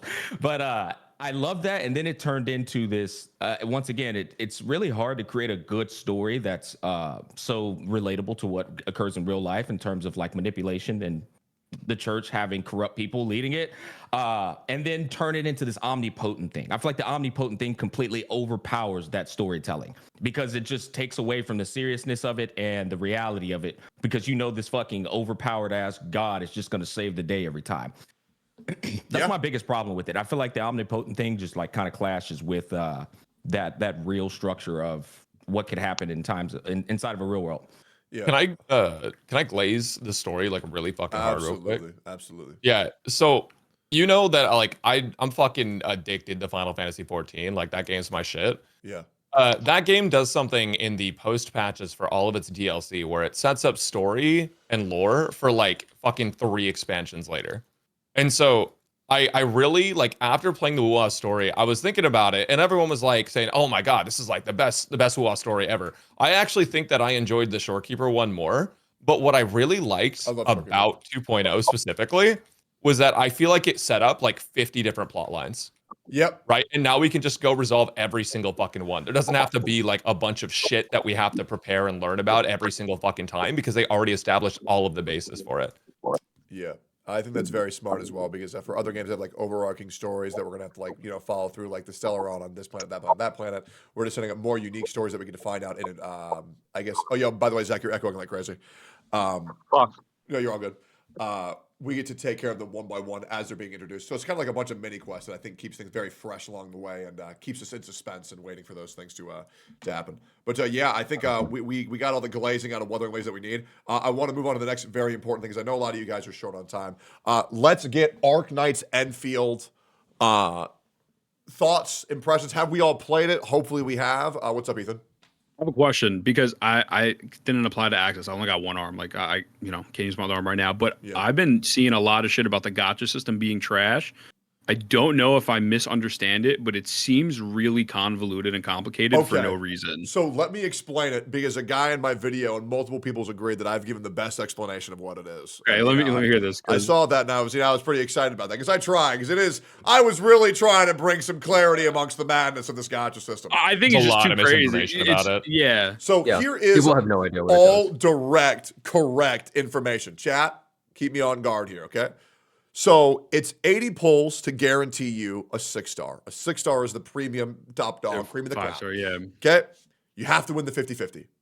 At 120, you guaranteed get the 6-star. So it's about 40 less than its competitors. Okay? After the first guarantee, there is no more guarantees.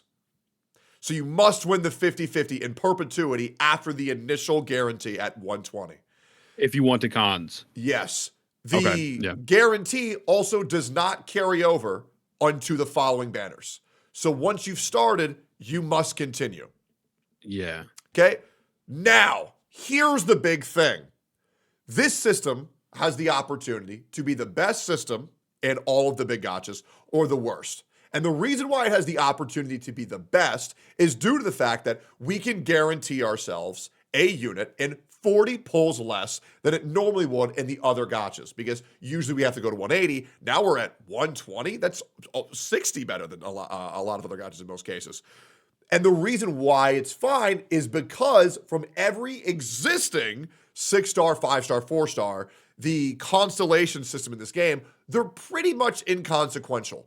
I think the difference between a E0 unit to an E6 unit is maybe in best case scenario 32 to 40% increase, whereas its competitors are around a 360 to 400% increase. I want to remind you that E0 the Herta versus E2 Herta is a 129% difference, which is fucking insane. So right now, it could be very good if the constellations stay inconsequential. Now, I will say, in their previous gacha, Arknights, the dupe system was also the same amount of, get them if you want, they're a whalers game. So, yeah. But if they do become important, well, it's fucking terrible. And that's where we're at right now. The weapons thing. That's what I was going to ask as well. I think a lot of people, one other thing is that the weapons have a 25-75, but they don't use the premium character currency. They use a currency that you get from pulling characters and from the roguelike mode. A lot of people don't know this, but you can get about 4,500 of that currency from the roguelike mode a week, which means that you can almost guarantee one weapon a month, which is fucking crazy. That's great. I was just gonna say, like the power creep thing what Tech was saying. I think it's completely fair, but I feel like a lot of the gacha games start off just not with their initial units, not having that power creep in their eidolons, and then as the game goes on, then they start fucking slowly creeping it in there. Like Seela's eidolons, it really wasn't that big of a difference, but today they'd be Herta E2 ridiculous. You know what I mean? So I feel like it's too soon to know for sure if they're gonna implement the power creep into the eidolons or not. But I will say, you did say that their previous game never did it, right? Is that what you said, Tech? Well, then that's fair. For the 2 years that I played Arknights, they did not make anywhere near of a difference as they do in like Hoyo games or Kuro games. That's significant. Yeah. Well, the I think it's biggest thing that I see people complain about is the pity doesn't transfer once you pull a 6-star, I believe. Yeah. I think that's what a lot of people Yeah. complain about. So, like, if you're 50 pulls in and you get a 6-star, then you're 70 pulls until the 120. But if you don't get them in time, that doesn't carry over to the next one. And this completely depends on the amount of currency you're getting a week, a month, etc. And Yeah. people have done the math. Per week, you're getting like 40 pulls just from the daily and weekly, which is absolutely insane for a gacha game. So it depends on how many extra you get from events, other things like that. But potentially it could be one of the best gacha systems of all time if you actually get a good amount of currency, because that's pretty insane. But I think a lot of players are too used to the Hoyoverse gacha system that Genshin, Honkai Star Rail, Wuthering Waves, ZZZ all have, where you just spam every single pull as you get into the gacha system because you have no self-control. And none of these players have self-control, and they're incredibly upset. They're stupid and greedy. That doesn't, yeah. Well, actually, in a way, though, like instead, you're supposed to actually just save. That's how every gacha game before usually was working, is you would just hold on to your currency until something came along you really wanted to use it on, rather than spend it one by one. I have 19 minutes, and I'm loving every bit of this conversation. How is the combat? It's ass. Well, that's, I think, I've you know heard what? so many different things. I would love to start off with you, Zach. How'd you feel with the combat? Well, as somebody who is max level in Dragon's Dogma 1, and I am level 200 in Dragon's Dogma 2, I think that it's amazing. And I think that it's a amazing, I guess, departure from what every single other game is, which is just you using one character, killing the monsters, and then swapping to another character and killing the monsters. I also, to be honest, really like the idea of not having to do anything and having my characters kill the stuff for me. I think it's really cool. And also there's a level of immersion that it has when it's like you and like your 3 other companions going out in the world and, you know, fighting a boss and doing an adventure together. It feels more immersive. So I really like the effectively like the pawn system that they have. And it's the same as another really great game that did this was Grand Blue Fantasy Relink. I'm not sure if anybody played that. It's fucking I incredible. played for Incredible exactly game. 2 hours. Well, I played for exactly 800. And so like, Yep. so yeah, I played a lot and I thought the game was amazing. And so having a game where you can have like your followers that are out there in like the environment doing things with you is really, really cool to me. And I think it was probably one of my favorite things about the game, if not my favorite thing.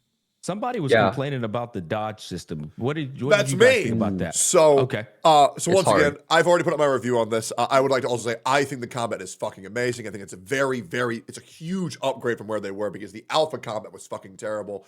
Hypergriff did a great job fixing what was broken in the first alpha. I think it's great, a lot different, but I will say the dodge system it's hard, guys. Like, it is hard. Yeah. Like Wuthering Waves and ZZZ, it's pretty forgiving, I'm not gonna lie. Sometimes I'll dodge on accident.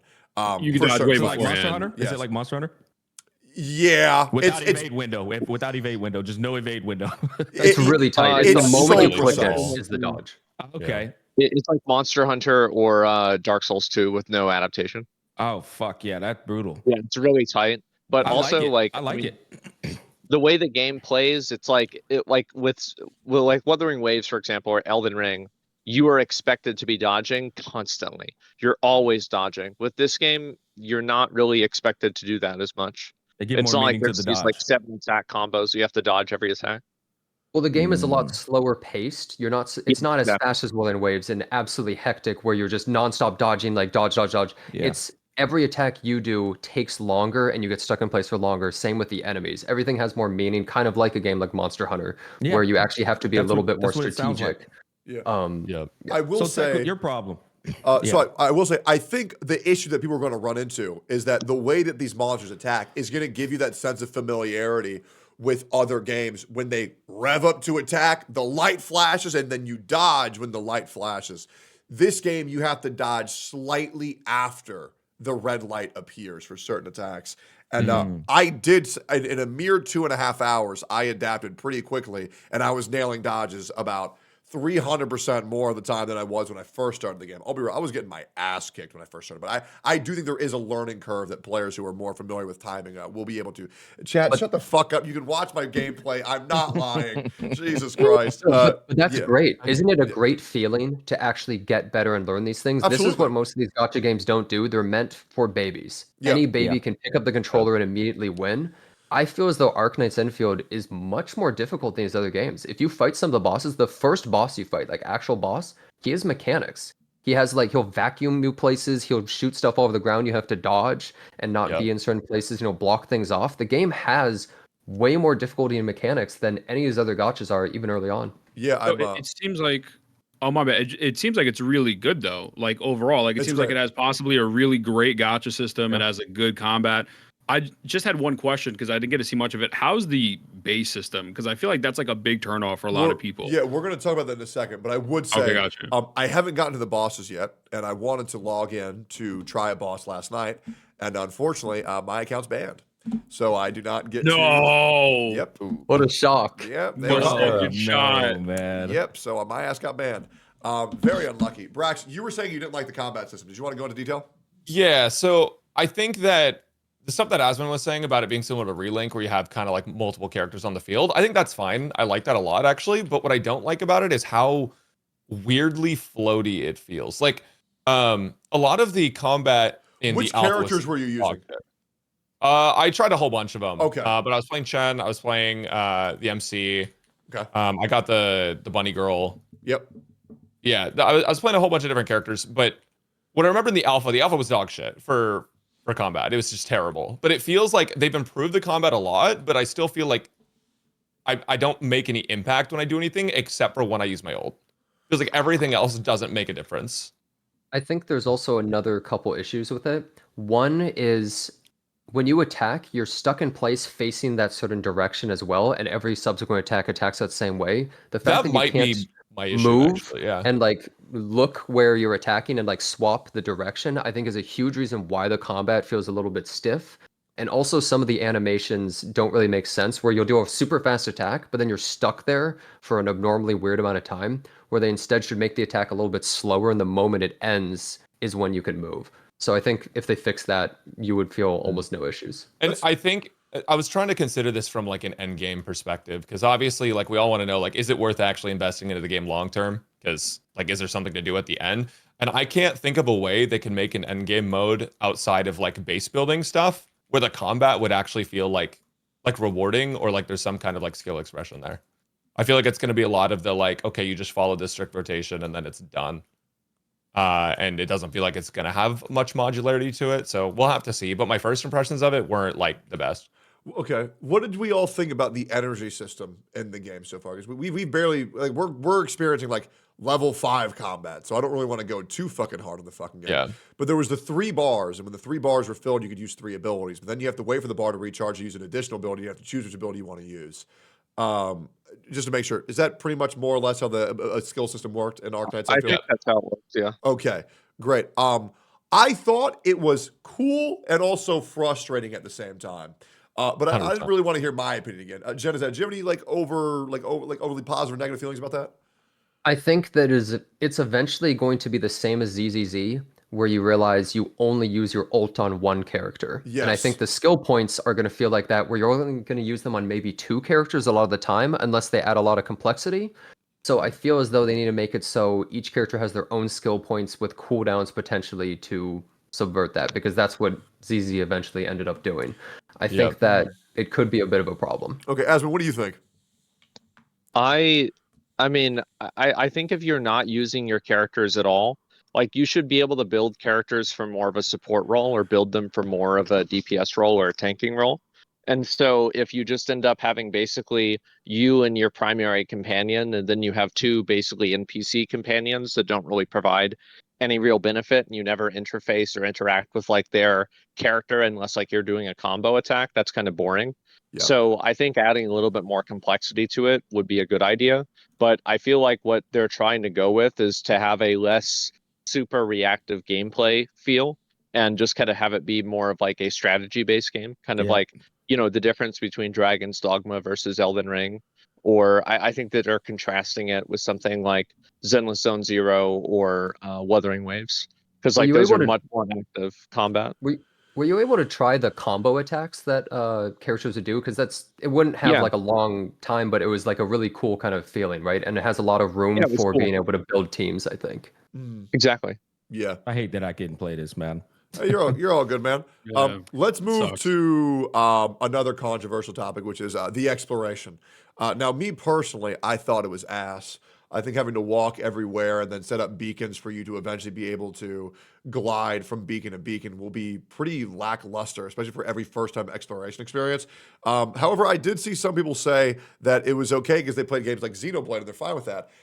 Anybody have any thoughts on the exploration they want to share? I don't have any opinions yet. Okay.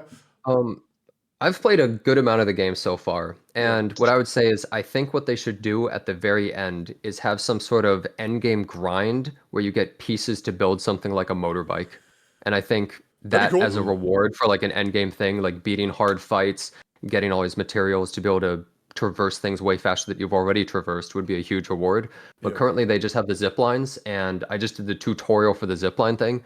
It was a total pain in the ass because I had to connect like 5 wires or like towers to be able to just connect to one zip line, and then I had to connect towers to the other zip line just to make one thing over a cliff, which I Yeah. feel like you should be doing it a little bit easier, setting those up. Yeah, I do think there's a lot of pointless monotony to those. Now, I don't want to say that, oh, this isn't what I like, so it's bad. However, I just know for the player that I am, I did not enjoy that at fucking all. I like being able to climb walls. I like being able to double jump. I like being able to glide. I like being able to fly. So it was pretty lackluster for me. But yeah, all right, let's talk about the next thing. Base building. Did we all enjoy that? Did we all not like that? How did we feel about that? I loved the actual concept of it, and I liked like when I got the factory going and like got all the stuff being produced and then feeding into the other stuff. I thought that was fucking awesome. There are way too many goddamn tutorials that they force you on or force on Holy you fuck. though. Yeah, as a stupid I Westerner spent who like hates reading, I 45 agree. minutes just doing that shit. Like just fucking I click in this and then go here and do this, and now it highlights this thing, then it highlights this thing, and then it highlights this thing, and then it tells you what to do. And I'm like, great, this is great for people that need it, but also I like to just fucking experiment, right? I don't want to sit there and have to read everything for every single buildable piece in the entire base system. There's like hundreds. Does it feel like a chore? Because I feel like, at least for like what I've spoke about with my buddies in my chat, like I feel like a lot of people are just nervous about that because they don't want it to feel like it's a chore to do, and it's like a big turnoff to them, like the whole base building thing. There's one part where it feels like a chore because they put so many back-to-back tutorials of what to do, and it feels kind of like shit, where if you want to do other things, you're like, okay, I'm trapped in 15 tutorials of building. But I think the problem with the building is it's too hard for normal people to do. It actually, you have to hit so many different buttons to do so many different things. And I think, like, let's say you don't play for like a month and you come back, you're going to be like, okay, I have to press B on this thing, and then I have to press tab here, select this thing I have to do. Like, you're just not going to remember how to do these things. They need to slightly water it down in a way while not killing the complexity of it and make it a little bit simpler for people to understand at face value. I'm personally not a fan of base building unless the base could be used as a trap simulator for like a zombie mode. Like, I don't really like the idea of building bases, man. Like, Fortnite story modes, base building was one of the most beautiful base modes I've ever seen in my life. You essentially set up all these traps, and then you start, and then zombies come in and they fucking die. But like, what is the point of building a base if it's not gonna actually be a base? You know what I'm saying? Efficiency. There might be some sort of system like that in the future because they have turrets and stuff. Like they do have defensive builds. I just haven't gotten like super far where they're like used. So I'm wondering if they are used later or if that's just like a one-off like quest thing. Well, I think another big thing they have to do is they need some sort of blueprint. I think the average gacha player is not going to understand what the hell is going on. They're not going to want to deal with it. Some will definitely get super into it, but that's a niche that a lot of people might not fall into. I think they should allow people to save base builds that essentially makes a blueprint that people can follow to easily do things. And I don't know, you just put it up on like the internet, or they could have some sort of not marketplace, but just a place people can have different base designs. You could call your base like Elon's base, and then you just make that base, super simple. Everyone gets to go in and just copy the thing without having to think too hard. And I think that's something that's really needed. Yeah, but will Elon's base be made by you or another player playing the game for you? Well, the other player Probably designed it, and then you okay, good. Okay, that's you crazy. just press a button and it puts all your stuff into places. Great. Someone after. Yo, Asmund, I'm being told by chat that the base building has made you quit the game. Is that true? I was tired. I had to go. I couldn't figure out the conveyor belt, and I was like, "All right, guys, I've got to go do some other stuff anyway." I mean, I'm sure I could figure it out, but I had to leave, and I was like, "All right, fuck this, let's go." Yeah, I got stuck on the conveyor belt for a little bit, trying to find what button to fucking click on the thing to then connect to the other thing. It was a pain in the ass. I was like, "What the fuck button does it want me to press?" And I felt like a complete piece of shit doing it. I just think that's I didn't get it either, but I didn't hate the base building. I thought it was cool. I just didn't understand how it worked. It's just a Western gamer problem. Yeah, no. Once again, I think that's a good. I think that's a good kind of tie-in for it, which is the base system could be really cool if we understood how it worked. And I'm really hoping I get to that point. So far, let's talk about the story. I think, and I'm going to glaze it pretty hard. I think the Arknights Enfield had the best first hour of any story that I've played in a gacha game in recent memory. Maybe not. It beat HSR. It beat Wuthering Waves. It beat Genshin. Yeah, I think it is the best first hour of any story that I've seen. It's very active. It's very engaging. It's very interesting. It sets up a lot of characters very quickly. It sets up the plot line very quickly. And it's just overall just good. No slow parts, just bang, bang, bang. It starts to slow down once you meet Andre. Andre is the worst part of the game. But for the first hour, I think it's great. Any opinions of the story so far, positive or negative, Genocide? I do want to say I've got to head out because I got to get ready and do my stuff. But thanks for having me, guys. I appreciate it. And I didn't do any of the fucking stories, so this is my time to leave. Cool. Yeah, thanks, Zach. See you soon. Have a good one, man. Thank you. I'll see you guys later. Peace. Peace. Take it easy. Yep. Great. So, any story thoughts? Yeah, what I would say about the story is it definitely slows down hard with Andre, and it slows down for a while after. I just got to the part where I talked to Yvonne. If you know that character, she's probably the hottest character in the entire game, and it's not even close. She's the dragon girl with a huge ass and rack. That girl, her personality and her movements, Honkai Star Rail 3.0 players would be shitting themselves if they saw it. Like the cutscene where you actually meet her, there is so much movement, camera angles, talking, where they're actually like animated. I was actually surprised that the cutscene was good, like with the characters talking. I was actually impressed by it. But I think a lot of it is a bit dry dialogue, and I just kind of started skipping everything because I want to just play the game. Sam, did you see the pink hair girl who takes the selfies? Oh, that's Yvonne. That's her. That's what you're talking about. Okay, I thought you were talking about the red hair chick. Yeah, no, she a slut, bro. She a mega hoe. That shit was so hot, it was fucking crazy. Dude, did you see her gear picture? What happens is like the camera shift. Yeah, just her. She just sticks her ass out. No, it's unbelievable. Yo, Jen, if anybody has that, link it. I want to just put this shit on display. That shit was beyond. Spam link me this shit, dude. Yeah. Send me the link. No, that shit was stupid. Oh, here we go. Yeah, I gooned that shit last night. I ain't even gonna fucking lie to you. Where you posting it? In Discord. All right, pull this up. Oh, goddamn. Oh, wait, I hadn't seen this. Holy shit. We're going to play this on my stream right now if you want to watch. We're pulling it up and starting it in 5, 4, 3, 2, 1.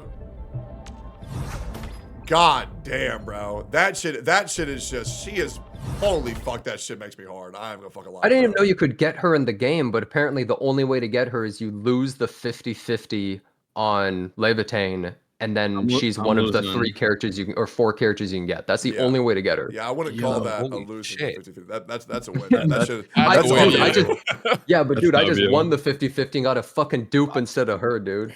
All right, boys, man. I tried to stay as long as I could, man. Yeah. I appreciate the conversation. I hope you guys have a great podcast for the rest of the remainder of it, man. Ethan, nice pleasure meeting you. Brax, bro, I appreciate you. Tech, love you. And Zenizad, love you, man. Appreciate it. Good one, man. All right. Oh, cool. One thing I want to also say real quick. Yvonne is apparently the next banner character, and apparently the characters are not limited. They go to the standard pool after. Really? Would like to say DEI is about to be very upset at this podcast. Not very inclusive anymore. So let's, I think. I'm half Asian. Yeah. Oh, that's great. Any other strong feelings about Arknights Enfield that we want to talk about? I feel like Genocide was talking about this yesterday. I feel like it kind of graphically shits on every other gacha. I think it's not even close. Yeah. Like it is insane how good it looks. I think the average person who knows nothing about Gacha, if they see it, they're like, holy shit, this looks like a crazy AAA game that came out. Like, what is this game? And they might get... Oh, huge thing I want to talk about. The game does not feel like a gacha. It feels like a JRPG. Yeah. It is a JRPG, like actual JRPG, real game that they just tacked on gacha mechanics to. Absolutely feels more like a real game. And I think they were going with Xenoblade as the blueprint initially, and that's why the combat in the early alphas was way closer to something like that. Yeah, 100%. I think you're absolutely spot on. Yeah, that's great. With that out of the way, let's go on to the next topic. Honkai Star Rail 3.0. Have we all played it? What's our experience so far? I played like the first 2 hours. Like I was, and I'm not gonna lie to you, I was pretty disappointed. Okay. Just in terms of the storytelling. Sure. I think the dialogue isn't necessarily bad. Like, I just think, for example, one of the things that really set me off last night, I was like, all right, I'm fucking closing this shit, was like, for example, you talk to Agalia, and then there's like the fairy. And then like they're kind of like hinting like, oh, you don't like this conversation, it's kind of boring.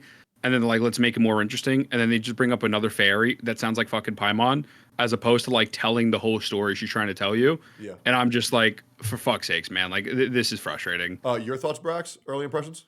So I've only played like first like hour and a half. I got up to Aglaia and then I stopped. I feel like everything up to Aglaia was actually pretty good though. Okay, Genocide. Like huh? We just want to see where everybody's at. I have not played it, but I have watched people play it. I thought it was pretty dry. Wasn't really that interested in a lot of it. I saw most of the dialogue. You have to kind of just skip a lot of the NPCs. I think there were a lot of stupid things like you crash land and then you got to take pictures. Like, what the hell is some of this stuff?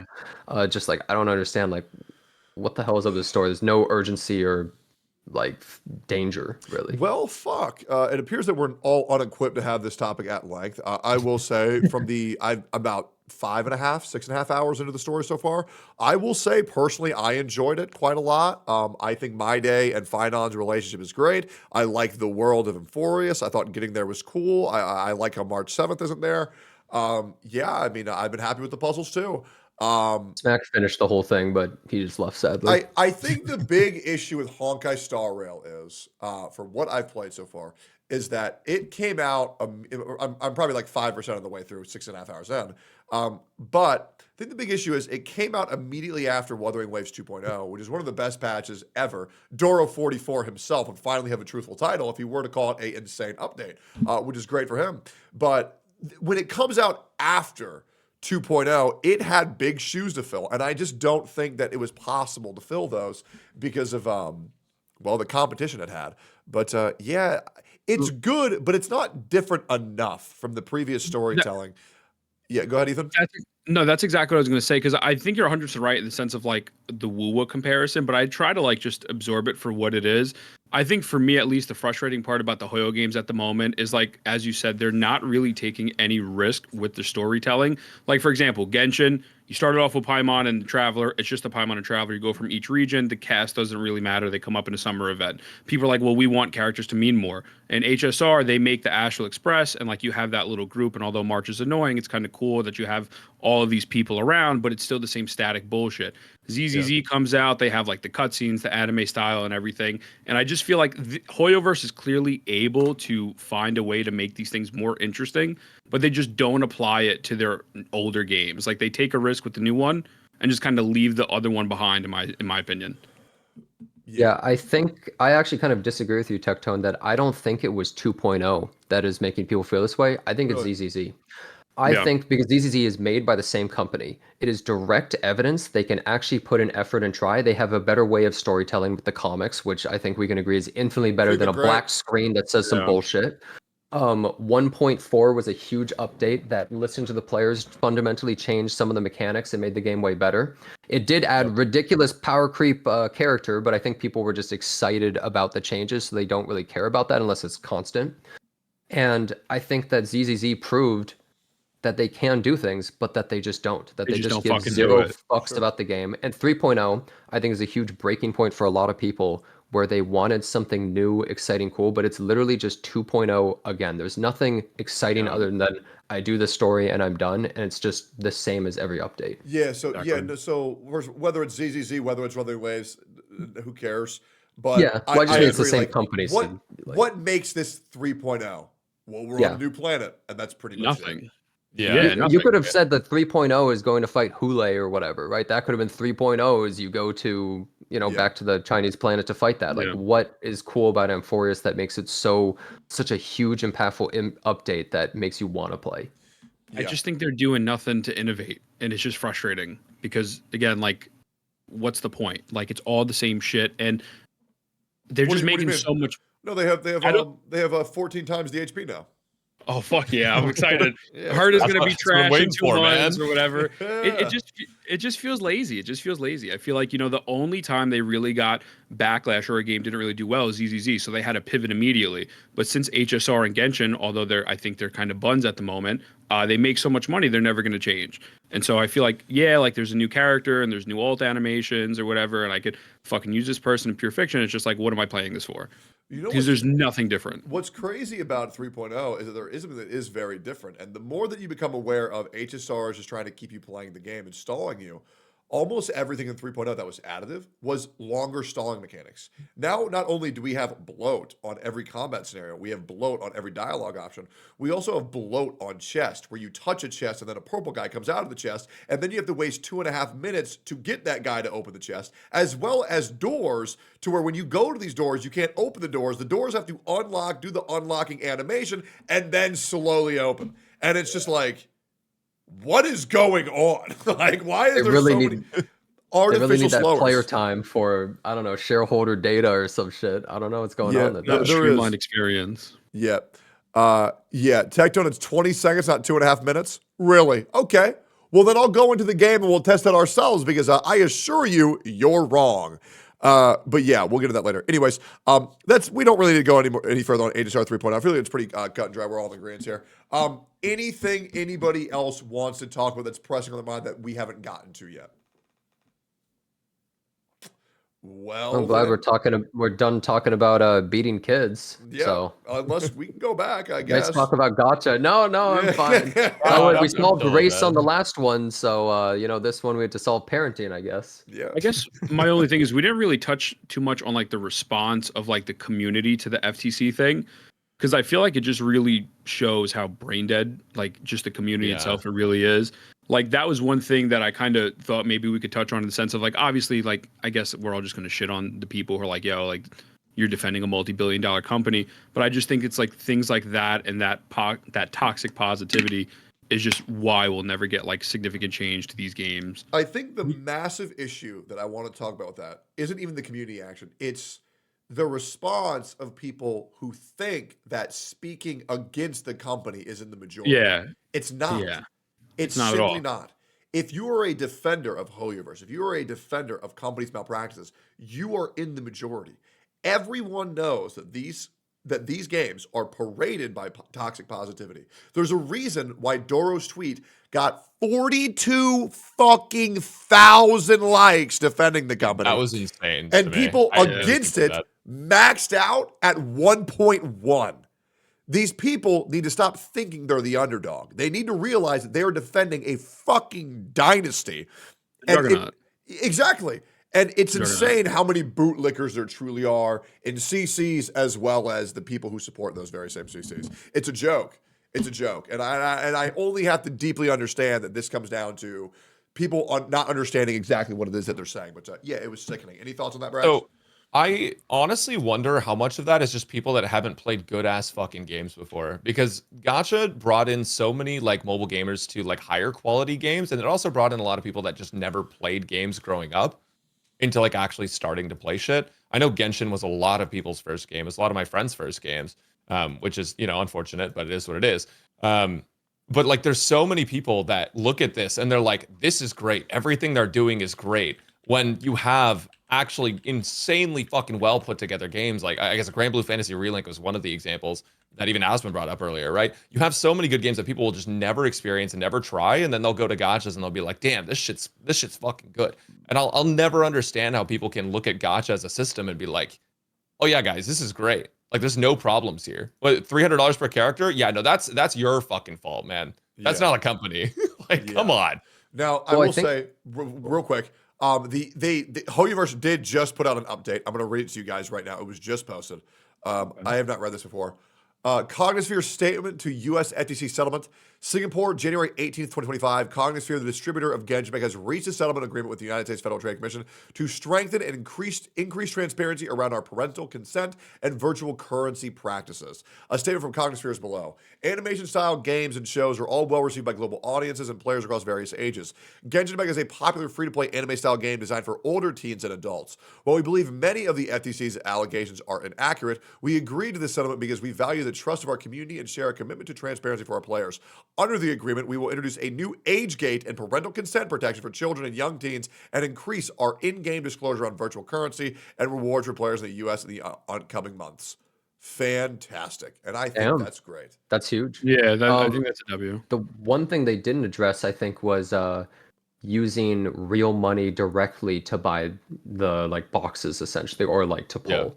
Because that's a huge thing. When you spend $100 for 6 billion fun bucks, and then you're like, oh, each poll costs me 1 billion fun bucks. It's like you don't connect that currency. But if you just see like it costs me $20 to do a 10 poll, fuck that, dude. Like what the fuck? You know how much food that is? I'm not spending that. Completely different thing, and they're never gonna do it. This is every game. This is not just even gachas. This is every fucking game ever. As you buy some sort of like weird denomination of currency, you're always gonna have left over some, and that's just not going to happen for a while, I think. Yeah, I think if Genshin Impact were to label a 10 pull as 1,600 primo gems to $20 USD, I think a lot of people they would lose a lot of money. I just hope that these positive changes leak over into the other games, because I truly do feel that Hoyoverse does have a hold on how the market works, and I think they are the biggest influencers. Like, you know, that's why a lot of these games have 50-50. Exactly, yeah. And so, you know, my whole thing is just like, as long as it's leaking over to everywhere else, because all these games, realistically, they're all predatory.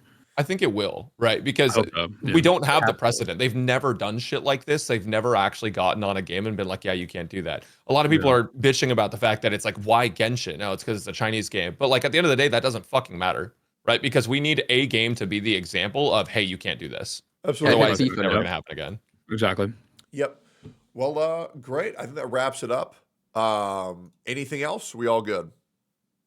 Chilling. Appreciate it. Yo, Brax, if you don't have any plans today, let me know. I'm doing some cool shit if you want to come.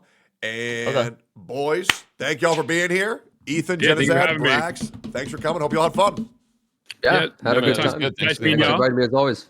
Hell yeah, brother. When I get my other arm back, we'll play Rivals, because you know I'm fucked right now, but I got you. Give me like 2 weeks. Cool. All right, peace, boys. All right. Sugoi Desune, another Gacha cast in the books. Thank you, Gacha Smack and Asmund as well for coming on today's episode. This was a fucking blast. We got a lot of good, productive talks in a very condensed amount of time, and I hope you all had fun. Thank you all for watching. See you on the next one. Like, comment, subscribe, and hit the bell on for all notifications. See you on the next one. Peace, boys. All right, great. That was a great fucking episode. What do we think, guys? What do we all think? I thought that was great. That was one of the best ones. I agree. Yep. Very, very, very good guest today. That was fucking great. Yep. What happened to Fob? He just didn't show up for whatever reason. It's all good, man. It's all good. Yeah, that was great. Felt very good to have Smack and Asmund. I really wanted Smack and Asmund to meet each other because I really like those two rapport. And I'll be real, man. It's a very scary thought when just to understand, like, having, Genizad, Brax, Ethan, Gacha Smack, Asmund, just having some of the greatest minds in Gacha space right now, all in one call, felt very productive, and it felt very good, and I was very, very, very happy with that episode. And chat, y'all were great too. I really appreciate y'all's, comments, your input, your reactions. It was very good, very supportive as well. I really appreciate you guys having support from my friends. It was very nice. Yeah, it was great. Yep, very, very, very good take. And I feel like it felt good to be on the same page, and when we weren't, to talk about that. So what I'm saying is we love beating children. Okay, so this is a video that I need to react to. I'm going to piss, and we're going to react to another video that was just put out. And this one's going to be a 1 hour long video, so strap in, buckle up, we're about to get into it. I'm going to eat this protein bar. While I'm doing that, I'm going to go piss. I'll be back in 30 seconds. Chat, spam Borpa spin until I'm back. Holy fuck, I'm so sore.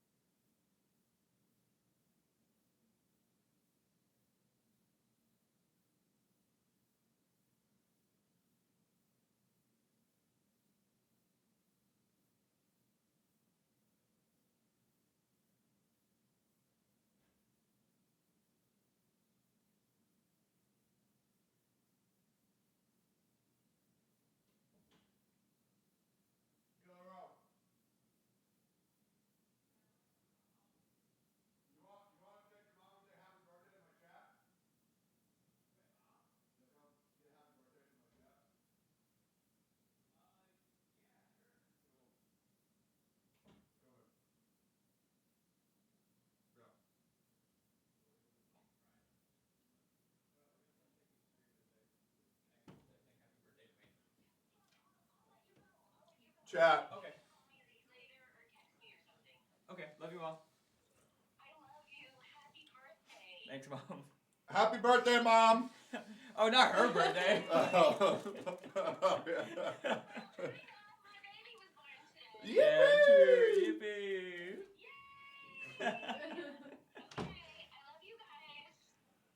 We love you too, Mom. Okay, honey. Bye. Bye.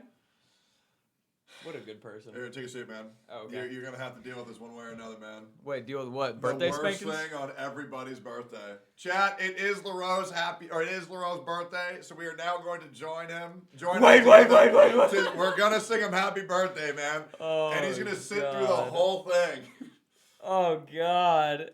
Happy birthday to you. Oh. Happy birthday to you. Happy birthday, dear LaRoe. Happy birthday to you. Yippee! Thank y'all. Yeah, happy birthday, man. Appreciate it. Yeah, you're what, 24? 24. 24, man. I remember this 6 long years ago, Chad. I met 6? LaRoe. He met me 9 years ago. Yep. And groomed me since Well, I you, was 15. you still got to sit in the chair, yeah, man. you're right. Yeah. Met him 6 years ago, Chad. Back then, he was a viewer, just like all of y'all. Yep. Skip forward 2 years, and then we play hit video game Among Us. Yep. Skip forward a year and a half, and Yep. he moves in, and Yep. skip forward to now, where he's one of the most consistent and one of my best friends in the whole planet, chat. So what I'm saying is, subscribe to my channel, and you too can move in with me. Yep. You just have to know him for a year and play Among Us. Yep. So It's it's really your chance, that guys. easy. Just DM him. Among Us. Yep. Question mark? I will say, chat, every sub that we get for the rest of the stream will go directly towards LaRoe's birthday.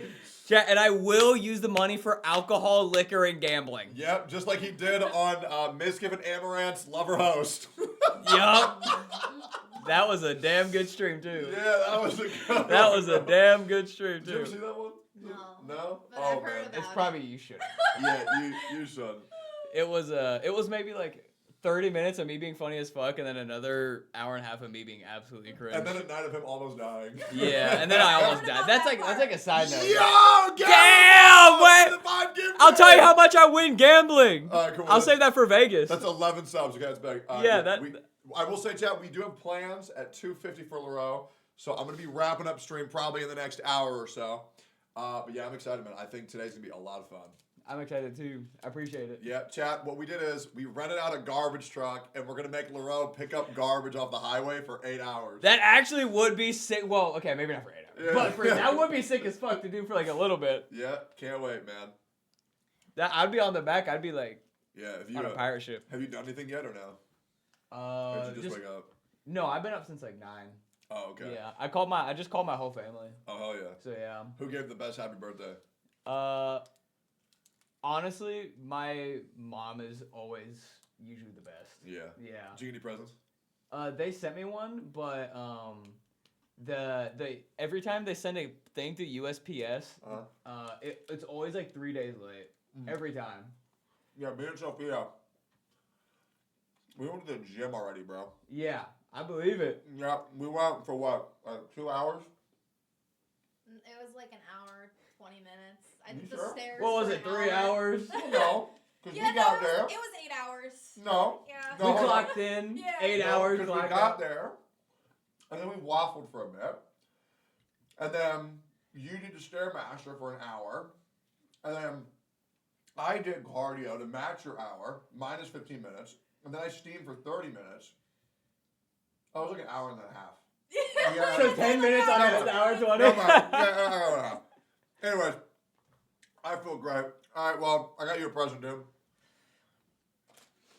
Here you go, man. Oh my god, I was hungry too. That's my last protein bar. I was hungry. Yep. I appreciate that. I appreciate that. Absolutely, bro. Yes, sir. All right. Go have fun. I'll see you in an hour or two. Yeah, thank you.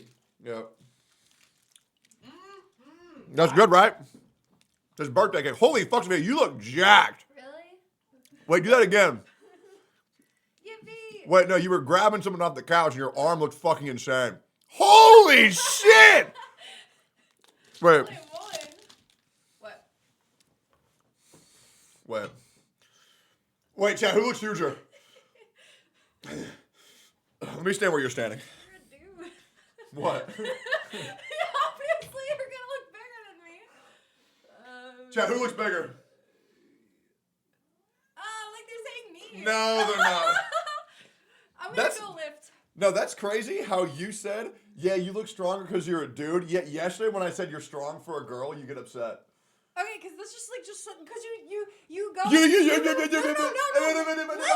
motherfucker. You go. You're strong, and then I go thanks, and you go for a girl.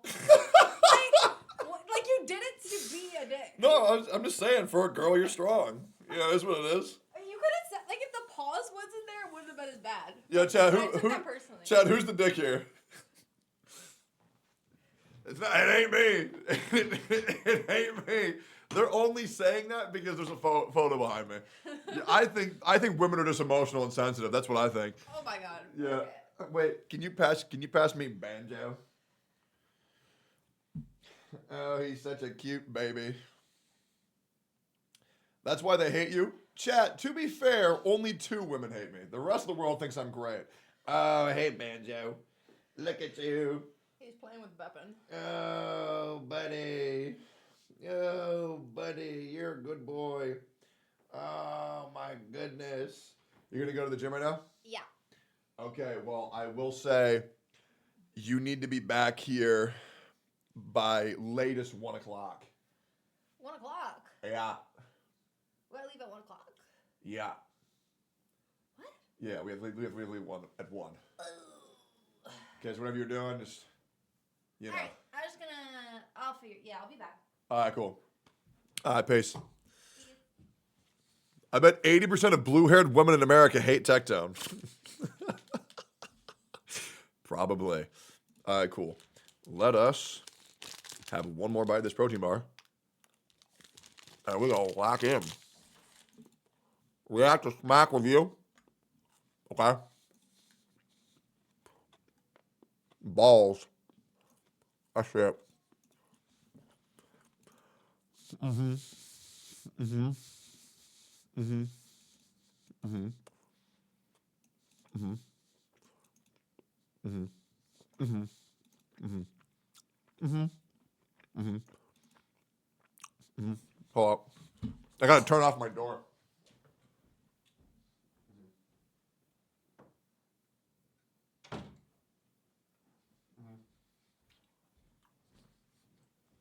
Okay. Mm-hmm. Mm-hmm. Mm-hmm. Mm-hmm. Mm-hmm. Mm-hmm. Mm-hmm. Mm-hmm. Yep. Yep. Yep. Yep. Yep. Yep. Yep.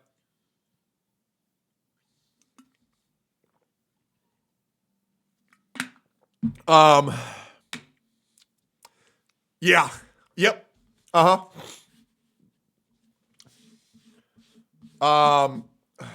Let me do the math here real quick. Okay, let's say 8 plus 0.1 plus 5 plus 7 plus 4 plus 8 plus 5 plus 8.5 plus 9. And then that would be divided by 1, 2, 3, 4, 5, 6, 7, 8, 9. Divide that by 9. So actually, Smack, your review would have been a 6 out of 10. So, yeah, your actual overall rating would be a 6 out of 10. That's okay. You're black, and I love you. All right, cool. All right, let's go ahead and get in here. I would also agree that I would put it as a 6. What? I just want to say I love black people. What? What does that mean? I love black people? What? I love all my black brothers. I'm 22%, guys. What? I'm just saying, real recognizes real. You know what I'm saying? Name 10 black people. Me. Anyways, all right, cool. So this video I've known is coming for a long time because Hex was talking about this on Twitter.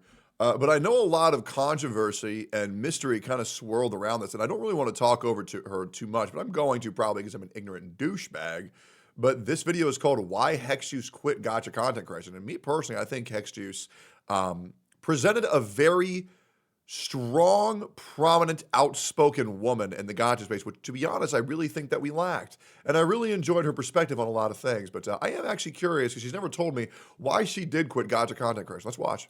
Hi, my name is Hexjuice. I was a gacha content creator for about a year in 2024, and I want to talk about my experience. If you're from the gacha gaming community, you might know me or know of me. You might have heard about some of the situations I've been involved in, and you might already have a strong opinion of me. I want to talk about what it was like to be a controversial... I will admit, MTash and Hexjuice were really fucking weird about each other. That whole issue, let me rephrase that. MTash was really fucking weird about Hex. I'm not gonna lie. It was really odd. But I don't want to interrupt this video too much. Gacha creator and let you in on my experience in ways I've never opened up about before. While I want to be vulnerable about my story, I'm not really looking to change your mind. I just want to be open and honest because I've realized how much I've prioritized being brave and cool over letting people actually know me. When I look back at the last year, there's something that comes up often for me that I hope you'll understand. The fact is that I hate being seen as a victim. I was terrified and still am honestly afraid of being seen as a girl who cries or someone who can have their power taken away from them. Well, too bad because you're a woman and you're weak. Cut that out. Yo, Genocide, thank you for the raid, brother. Thank you for the raid, brother. I appreciate the fuck out of that. Yo, everybody from Genocide's raid, welcome. Thank you for watching my... Wait, hold on, let me check here. Hold up. I'm thinking. I think this is correct before I say it. Yes. Thank you for watching my personal favorite gacha streamer, Genocide. Great fucking guy on and off camera. I vouch for that dude with my whole life. Don't check his hard drives, though. He looks like somebody who's into some really weird shit. On that, fucking love that dude. Yeah, go follow Genocide. Great fucking guy. He's live before me, just like Mr. Pokey. Take your pick. Both of those people I like. W child abuse. Okay, editor, cut all that out. Okay, we're back. It's a bit of a theme in my time in gacha, and good or bad, it affected my choices deeply. And you'll see this more as we move on. Now, I want to start at the very beginning. In January of 2024, I had 3,500 followers on Twitch and averaged about 27 viewers. On YouTube, I had about 600 subscribers and effectively no views per month. I had been streaming consistently or full-time for about a year and a half, and I was losing... I'm going to say something crazy. I think I like her old model more. I think both models are great, but there's something charming about her old model. Hope. I had been planning the debut of my current model for about 6 months, had spent around $9,000 on it altogether, which was a lot of money for me then and now. Oh, piss off. I'm sorry that I like both models, but one I like more, Hex. Relax. Ow. And I didn't think anyone was going to see it. I had started realizing that YouTube was a big missing piece of the puzzle and decided on Elden Ring challenge videos because I was really enjoying Elden at the time. These videos got more views than some of my older content, but I wasn't even reaching 1,000 views on any of them. They were also super difficult to make, taking 30+ hours on each just on editing, and I was getting really burnt out trying to make them and stream consistently. I had never had anything blow up. Here's the big question on my mind. When are we going to see Hexjuice oiled up? I need to see her oiled up. Please let me see you I was struggling to find a niche that worked for me or content that felt sustainable or enjoyable to make long term. And I just wanted to know so badly if I would ever have what it takes. I couldn't give up because content creation was everything to me, and giving up felt like it was an equivalent to killing a part of myself. But I had no proof at all that I would ever make it. I decided instead of continuing to obsess over YouTube and TikTok and finding the... Hey, y'all see that, boys, in the background? I see a fucking rat, boys. I see a fucking rat. Y'all see it? There it is. I see that rat right there. Perfect plan or beating myself up that I would just do my favorite thing in the world, which was stream. I started streaming daily until my debut, determined to worry less about making content and more about entertaining my small audience and doing streams that I felt like I could be proud of. I'm stepping on you, chat. Bam! Bam! I'm stepping on you. Was that enough for the lewd money? Yeah, I finished. Was that enough for the millions or yeah, I finished. What else do you want? I got my bare feet out. Yep. I got my bare feet out and I'm stepping on you. Here. During this time, a sort of gacha civil war was going on. This was a massive situation that basically included every single major gacha content creator from every game, including interpersonal issues, business squabbles, and the winner, by the way, Google Docs. Even Asmongold had to get involved at a certain point, and there are a ton of videos that explain all of that situation, so I'm just gonna focus on my part of it. I hadn't really played gacha games for a long time, but I had been a big Genshin Impact player in 2021, and I had watched a ton of the content. I was a big fan of Tectone and Mtashed, and so I vaguely kept up with the community over the years. There was a debate going on at the time about Genshin content creators who were in partnerships with Hoyoverse that essentially allowed them to be sponsored without disclosing the affiliation clearly, and I decided to talk about it on stream. Then I edited it into I did not know that she was a fan of Mtash before this. That probably really sucked having him come at her. I think that probably would have fucked with her mentally a lot. Usually the people who are fans of mine, I usually get along with very well. That must have really sucked looking up to somebody and then have them come at you like that. I was a huge fan. That probably fucking blew. Video. This was a relatively easy edit, and I wanted to post something since I'd been trying really hard to build my YouTube channel. This was my first commentary video ever.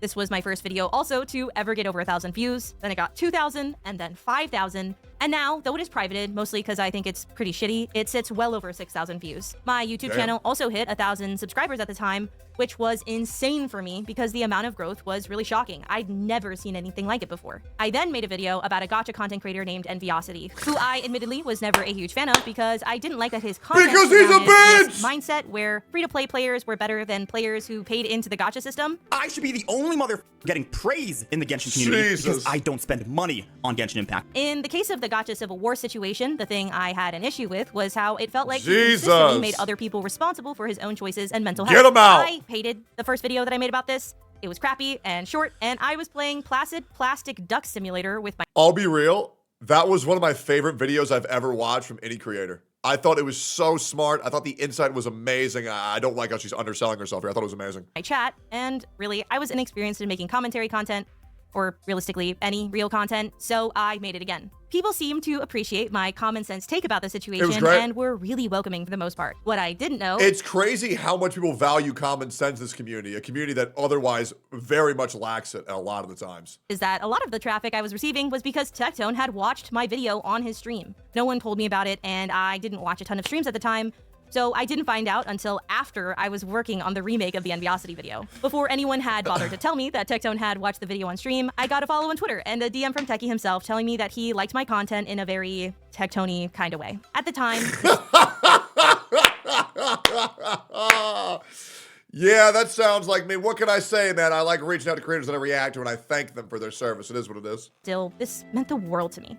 Barely 2 weeks before, I was sobbing to my husband about how I'd never be successful, and now one of my favorite content creators was DMing me how much he liked my work.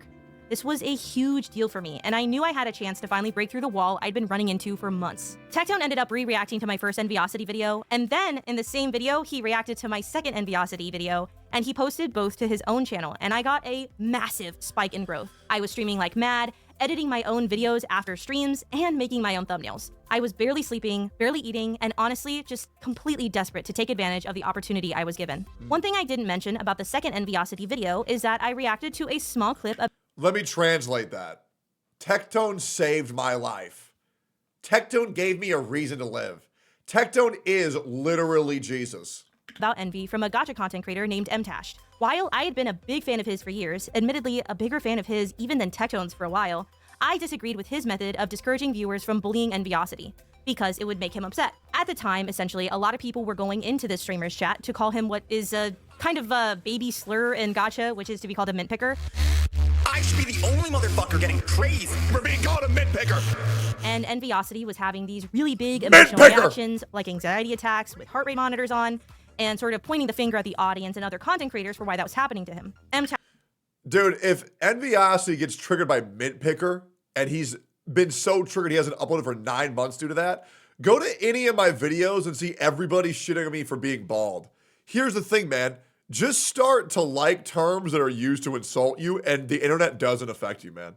Now I love when people call me, oh, Techie, your head's looking extra shiny today. Oh, man, look at how shiny he is.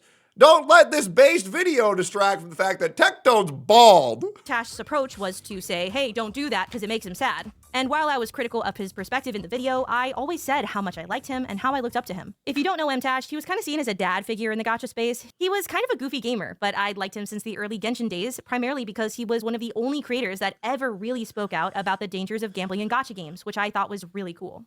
There are people that can't do this as a job. I'm extremely fortunate, and I've profited a ton off this game. I'm worried that me promoting this game and showing off these weapons has baited other people into spending money on this game and maybe potentially hurting them financially. And I think that this system is very predatory. I think that this system is gambling. To be clear, my video was not about condoning the harassment of enviosity, but instead saying that telling the internet that there's a big red button and if you push it, envy's gonna have a really big reaction was counterproductive and would probably make people want to do that more. I also wanted to make a larger point that Envy needed to take responsibility for his own actions and mental health. Absolutely. The internet is always going to be full of trolls, and continuing to have breakdowns on stream and point the finger at others was not going to help him, in my opinion. I made a second video a little while later, also reacting to Mtash reading a document by another content creator, where I was critical of Mtash and his handling of the situation again. This was not meant with bad spirits. And at the time, I didn't really have any concept that anyone, especially Mtash, would see it. I was so used to being small and irrelevant that while I knew the videos were getting some traction, I just didn't ever really consider that someone like Mtash would see it. Hey, dude, that's what I do. I go live every day and I just say shit. And to be honest, if it were to be clipped like my fucking shorts editor is doing and uploads that shit to YouTube, oh man, I'm just cooked. I just say so much bad shit every stream. It's fucking insane, man. It's so bad. And I'll never stop, to be honest. But yeah, my shorts editor is going to be the reason why I won't have a career in 6 months. But that's okay. Also felt that I was specifically being critical of his arguments and choices and not of him as a person. So even if I was occasionally harsh, I thought I was relatively fair. Proof? Oh, okay, I'll show you one right now. Yeah, this one's scheduled to post in a little bit here. Let me go ahead and pull this one up. Yeah, you guys will love this. Here's a great one. This is going live later, probably in like a day or two. Black's good, white's good. Actually, I don't really like black. You gave me a chance, I would take it. Anyways, great video, man. Great video. Let's keep going here. But he did see it, and he clearly didn't like what I'd had to say. While I was live, I got a link to a video with a timestamp basically saying, oh my gosh, Mtash saw your video, and I got so excited. I was, as I said, From a big Steve fan of his, Org? and while I understood that maybe my criticism would bother him, I was excited to see what he said and hoped that he liked me. This chick is going off on it and saying like, oh well, if enviosity has all this stress and all of this panic attack. I do not sound like that.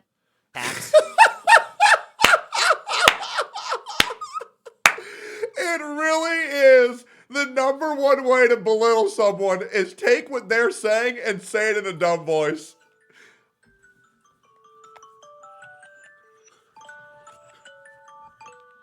Sorry, guys. We're back. That's on envy. I don't sound like that. For sure. Yeah, no, for sure. Instead, it was about a minute in which he showed a screenshot of Tectone reacting to my video, didn't mention my name directly, or let my clip play at all, in which he mocked my voice, misconstrued my points, and yes, called me this chick. Envy is having panic attacks on stream because Tectone or chat is bullying him. That is something Envy needs to fix. Yes. I agree. Yeah. However, do you think that problem would be made worse by 2,000 people in chat doing it? Have I ever said anything other than that harassing people and going in Envy's chat is wrong? Or have I said in every video, in every stream, every time I have talked about it, that bullying people is wrong and harassing people is wrong and you should not go into Envy's chat and harass him? It's wrong. I will admit, a lot of the issues with Mtash that happen in the gacha community, especially with Hex Juice, just comes down to Mtash's just lack of fundamental understanding of what people are actually saying.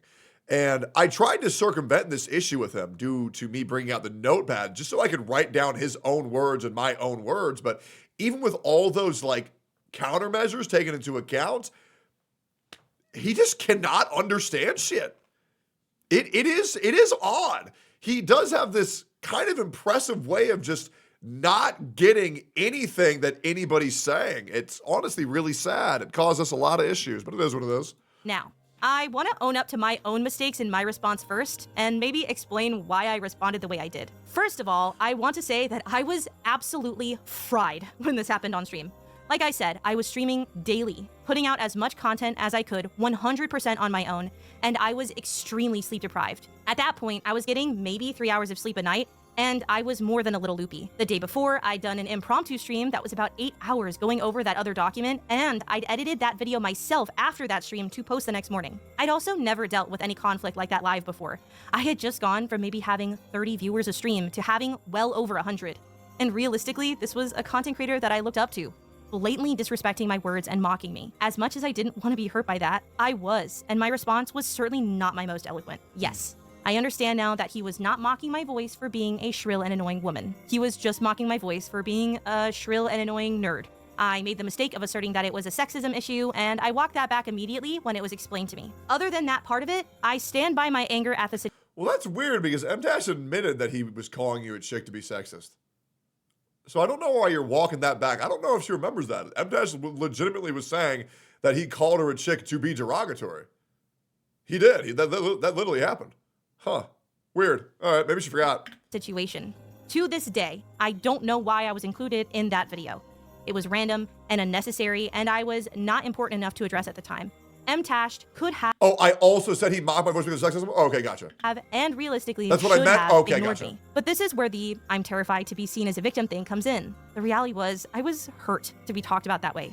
I was sad, but I did not want to cry on stream, and I did not want to seem like I was hurt. So I pushed hard, put on the bravest face that I could, and I got angry instead. Then, the very next day, Tectone reacted to my video addressing MTash and brought me up on stream to talk to the both of them. This was absolutely terrifying. Wait, did she quit Gacha because of MTash?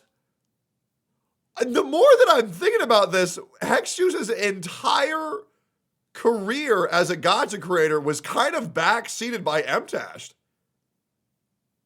Oh no! Wait, what the fuck? I never really thought about it because there was so much shit going on, but almost everything Hex did was being watched over by MTash like a hawk. Fine. I also had no idea it was going to happen. Literally 2 weeks before, I was posting crappy POW World edits to basically no one, and now I was on a stream in front of 6,000 people, going up against a content creator that I had watched and looked up to for years. This was not planned. I literally had to get out of bed and turn on my PC to participate in this, and we hashed things out well enough. I apologized for saying that he was a misogynist, and he admitted that he had called me this chick in a derogatory or rude way, which I appreciated because a lot of people were calling me sensitive for pointing that out as being rude. While I was not totally convinced that MTash really understood where I was coming. Yeah, I'm not gonna lie, Hexjuice picked up immediately that he was using it to be derogatory, and everybody was saying Hexjuice is just pulling the woman card, and I'll be real, I said the same thing. Ugh. But then MTash admitted that that is exactly what he was doing. He could have gotten away with it, but he kind of just folded, which I also thought was very interesting. Coming from, I decided to let things go. Partially because I ultimately never wanted a problem with him, but also because I was getting a lot of hate and it was hard on me. I personally just don't really enjoy being called a chick. I understand how it comes across in the video, and like I would go back and take all that shit out because honestly, I do think it isn't super important part of the point. Yeah, fuck yeah. Do I think he's sexist? No. Okay, fuck yeah. All right, cool. Just wanted to make sure that's very clear. Let's be fair though. I absolutely had malice towards you. I absolutely called you a chick to be condescending because I know everything that I saw from you was condescending towards me, and. Yeah, dude, I still can't believe he admitted that. Hey, I'll be real. If it was me in that scenario, I would have lied my ass off. I would have said, well, I think that's just how you're taking it. You know, I think that's, I'm like, damn, bro. Bro, just lie. Just lie, bro. That makes your life easier, man. What are you doing? And, you know, Tectone was just going through some stuff. Like, I'm just going to be straight up honest. Yeah. I just roasted you again. Because he was talking about the video, and I came into chat. Do you see my face being like, oh my God, he admitted that? That's insane. And I was like, okay, honestly, like, fuck this chick. So this was the first 2 weeks of making content in the gacha space for me. It was a lot and kind of terrifying, but I was so excited to finally be given a chance to show my worth as a content creator. I felt like I'd done pretty damn well in talking with MTash, with all of those people there, and I got this. Yeah, he was being retarded in the chat too. Yeah, true, man. Cool screenshot, which I kind of geeked out over at the time. The same day as that stream was also my last day in my 1.0 VTuber. I mean this, I love Hex so much. She is so sweet. She is honest to a fault, and just watching this makes me very happy. I'm hoping there's a happy ending to this video, but we'll see. This is making me really happy to watch. Texas, I know you're in China, but I do very much appreciate you. That's your beard, by the way? Nah, there's no way. Model. I had a super goofy stream where I joked around and was still admittedly super loopy, and I said goodbye to a model that I had used for years, and then I debuted my current model, my 2.0, a few days later. My fears that no one would see that debut were totally unfounded. I averaged about 300 viewers for that stream and peaked at 450. And while maybe that seems really small to some of you, it was so much bigger than I ever could have emotes are so cute. After this, I worked hard on finding what worked for me. Like I said, I hadn't played gacha games in a long time, and I was really critical of them, especially Hoyoverse games. I started making some psychology-related content in relation to gacha, a little bit of reacting, and started playing Honkai Star Rail since it was the only game I had any interest in, even if it was a Hoyoverse game. I also got an editor during this time because I wanted to be able to sleep, which was a huge weight off my shoulders. I was experimenting a lot, and some videos did well, while others didn't. I was trying to find ways to incorporate my interests and experience in psychology into my content, and I can't tell you how much I enjoyed entertaining more people than I'd ever gotten to before. I got about 2 weeks of relative peace before something insane happened again. I wanted to talk about the concept of validation and decided to relate it to Tectone to trick people into watching a video that was actually secretly about loving yourself. I was on stream doing this when someone entered my chat named Bmao. I saw people in chat. The homie Bmao! Oh no! I forgot about this, dude! Immediately go, oh my gosh, the Bmao, or something like that, essentially acknowledging him as a content creator right away. Shit. I was not familiar with this person, and I didn't want to be rude to him, so I decided to address him like a normal chatter and move on. However, he kept chatting, like, a lot. Like multiple messages a minute. Hex use in 2025 would absolutely ban anyone acting like this in chat immediately. Hex use in 2024 assumed that another content creator wouldn't come into chat to be disruptive on purpose and tried to respond respectfully to the situation. This was a mistake. After I finished the segment of the stream for my video, this Bmao character started spamming my chat. Yeah, I think the only person who I've ever had come into my chat and attempt to be disruptive is like Minx. But like she's an alcoholic, so I'm like, it's fine. You know what I mean? But other than that, I think it's a very reasonable thing to like expect. Yeah, this guy has a check mark, this guy's a content creator. He'll probably not be a problem. Asking me to watch a Genshin content creator smash or pass tier list made by his friend. I was not a Genshin creator, and after being sent the MTash video and being blindsided by how much he disliked me, I was super hesitant to watch it on stream because I honestly just felt unequipped to handle any more drama. I asked a mod of mine to watch the clip and tell me if it was gonna piss me off. He said it was a 50-50, so I decided to take the chance because it was another content creator that was in my chat, and I really didn't want to make any other waves. That mod is no longer part of my mod team. It was not a 50-50. The segment of the video referring to me was gross. It was a few minutes of the creator absolutely shitting on me as a person and my content and making really gross sexual comments about me and my model. It wasn't constructive, it wasn't funny, it was just straight up shitting on me. You actually try to go— Yeah, I'll be real, man. Having incompetent mods is the worst thing ever. I don't have that problem here. All my mods are great. They're very smart. Yep. Maybe once a week, they just forget to ban a word or two. And that's it. My mods are the fucking greatest, bro. They kill it. Especially you, mod. You right there. Yes, you. You're the man. A few layers deeper. Holy shit!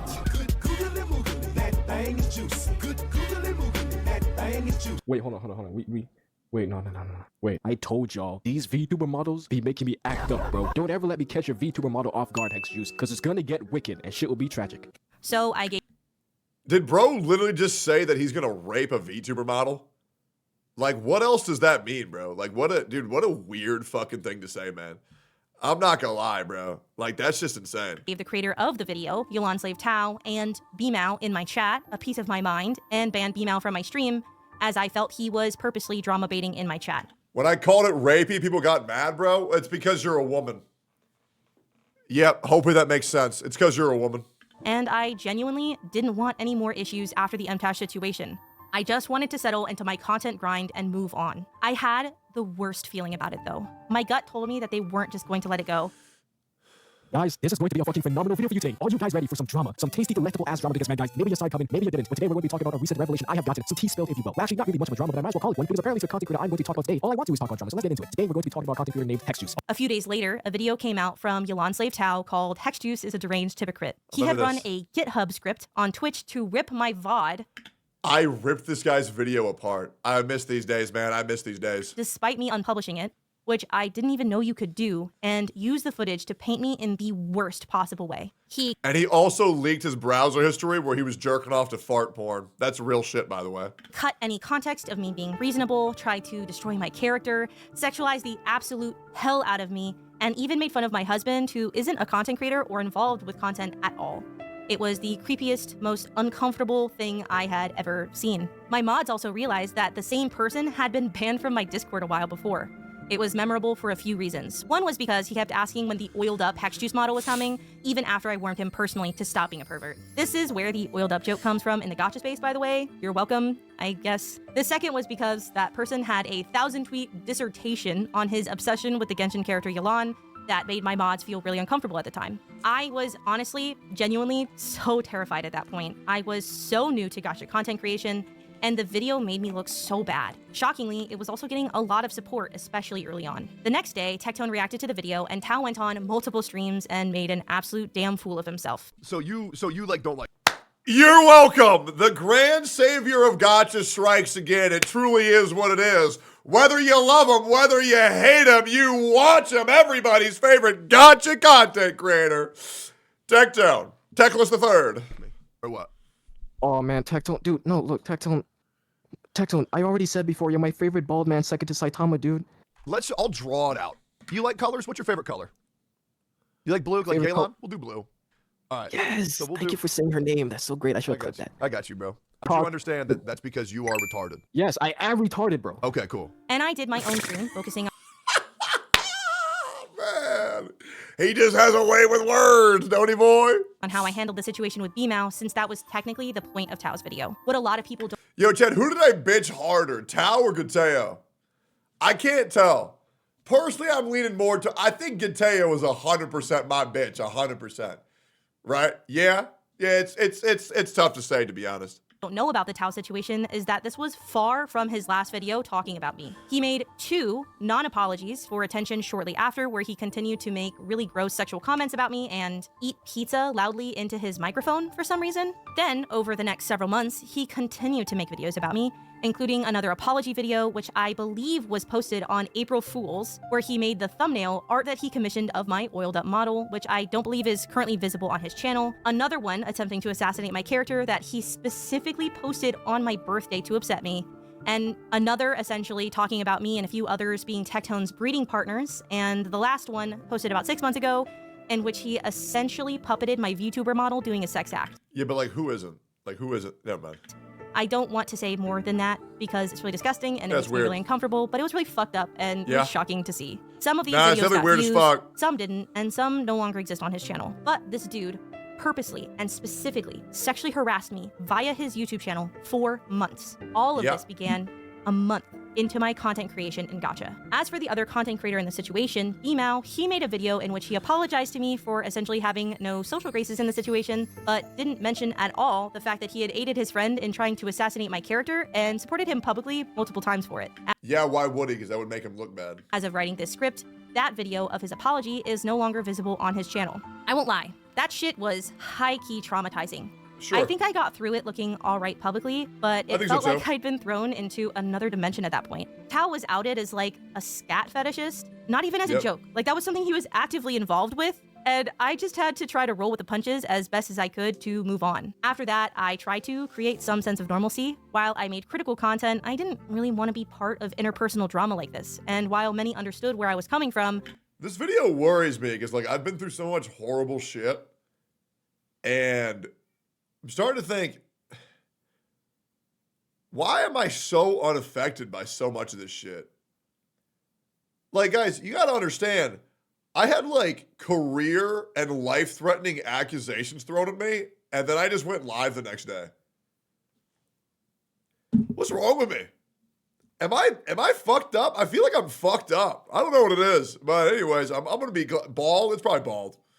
There were a lot who also saw me as a villain and a drama starter after this. I continued to experiment with my content. I did some general reacting, Honkai Star Rail videos, which were both gameplay and some commentary, critical gacha commentary, and I also went on a very small positivity streak where I wanted to help humanize content creators in gacha. I made a video talking about Mtash and praising his work throughout the years, and apologized for causing trouble earlier in the year. This was partly as an olive branch and an apology, since I wasn't sure if Mtash still held on to disliking me, and partially just because I was tired of constantly seeing negativity and wanted to glaze a content creator I'd liked for a long time, even if we had issues. I also did an interview with Mr. Pokey during this time that I'm still pretty proud of. Part of why I he tell you looks all so this cute is because there. I guess I want to defend my I miss old Pokey. I hope he goes back to being the little guy that I used to know. Oh, Mr. Pokey, we worry about you every day here, buddy.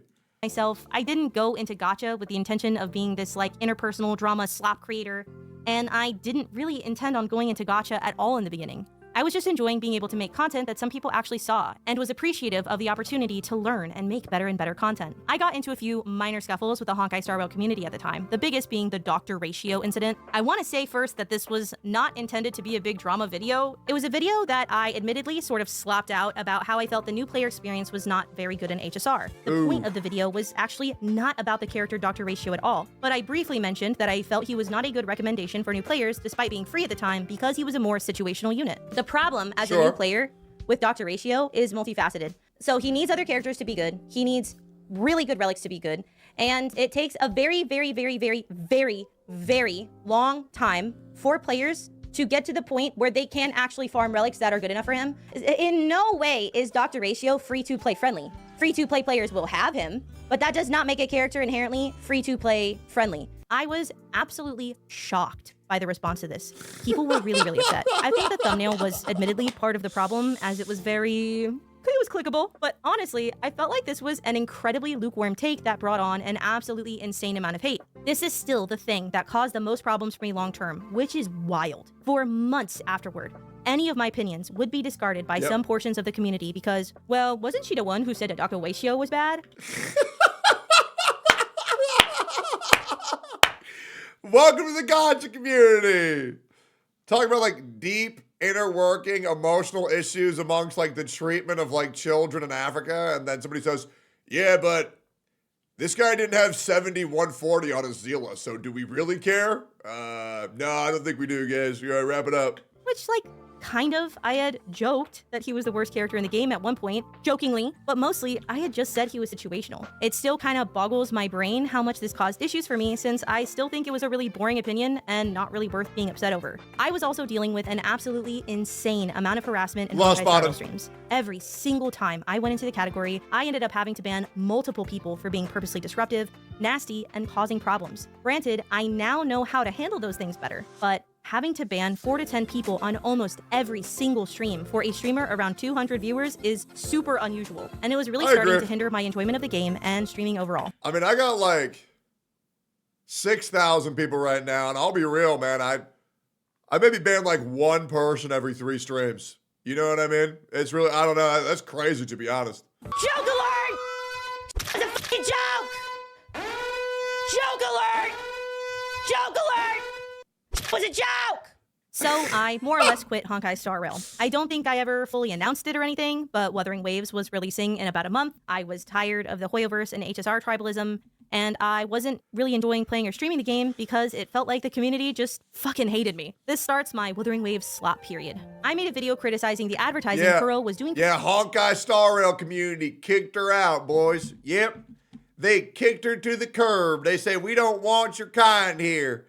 Get them out, just like we did to Tectone. We kicked them out of Arknights, now didn't we? For the game pre-release, Get I her was dead! pretty damn wrong, got a little bit of hate, Go apologized, and then went hard on Wuthering Waves content so I could transition into that as soon as it was released.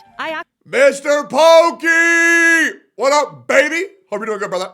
Actually lost a good number of viewers on my stream when I stopped playing Honkai Star Rail and Hey, Mr. Pokey, stop saying dumbass shit on the internet. It's hard to defend you these days, man. Just, come on. Give me a fucking breather, bro. Every single time you say some shit, people are like, what do you think about what he said? What do you think? Like, let me fucking relax, bro. Just let me relax. All right? I just need give me like a couple days of reprieve. First the power creep shit, then do we beat our kids? Give me some time to fucking breathe. started focusing mostly on reacting to Wuthering Waves videos, but I remember this part of my time in Gacha so fondly. It was the first time that I wasn't having to deal with constant daily harassment because I wasn't in the HSR category. I was just chilling and just chatting, and I learned that I also really enjoyed reaction content. Oh my god. It seems that we have a puzzle to solve. I think I'm gonna go take a nap though. My YouTube started growing pretty well at this time, and it just felt really good to be making content. This period of time was so fun for me. I got to focus on making content, entertaining people, and getting better at what I loved to do. Then Wuthering Waves released, and I was having an absolute blast. I was streaming constantly, making 1 to 2 videos a day, and I was really enjoying the game. I had a few more shitters in chat since the stream got bigger and I was in a Gacha category again, but it really didn't affect me too much. I felt a lot more accepted by the Wuthering Waves community, and it was honestly a relief. I think Wuwa community is great because the only issue they have is they're a bunch of sensitive babies. And hopefully they get over it soon. It's time to stop acting like the victim, guys. Let's grow up a little bit. That's the only issue. Let's keep going. Feeling as a Gacha content creator before, and I'll always love the Wuthering Waves community for that. I got to be a part of the first and maybe only Wuthering Waves tournament in which I embarrassed myself because I couldn't do backflips. So all she has to do, oh my god. All she has to do. There's no way. Yeah, that's it. You got. I don't know how to do this. Great. Well, you got 0. Jump. I did actually redeem myself eventually. I swear. I hopefully will have a clip of it so you can see. I just need to lock in. Chat. I just need. No way. She posted a clip saying that she can backflip and woo-wah now. Okay, here we go. To lock in. Lock in. Lock the fuck in. Yep. Lock the fuck in. Yes, sir. Lock the fuck in. Yep. Yep. Yep. She put the whole thing in. I got it. Yippee. I also got featured in a video of my friend, Road Killers, that I loved. And at this time, I also realistically enjoyed a lot of channel growth.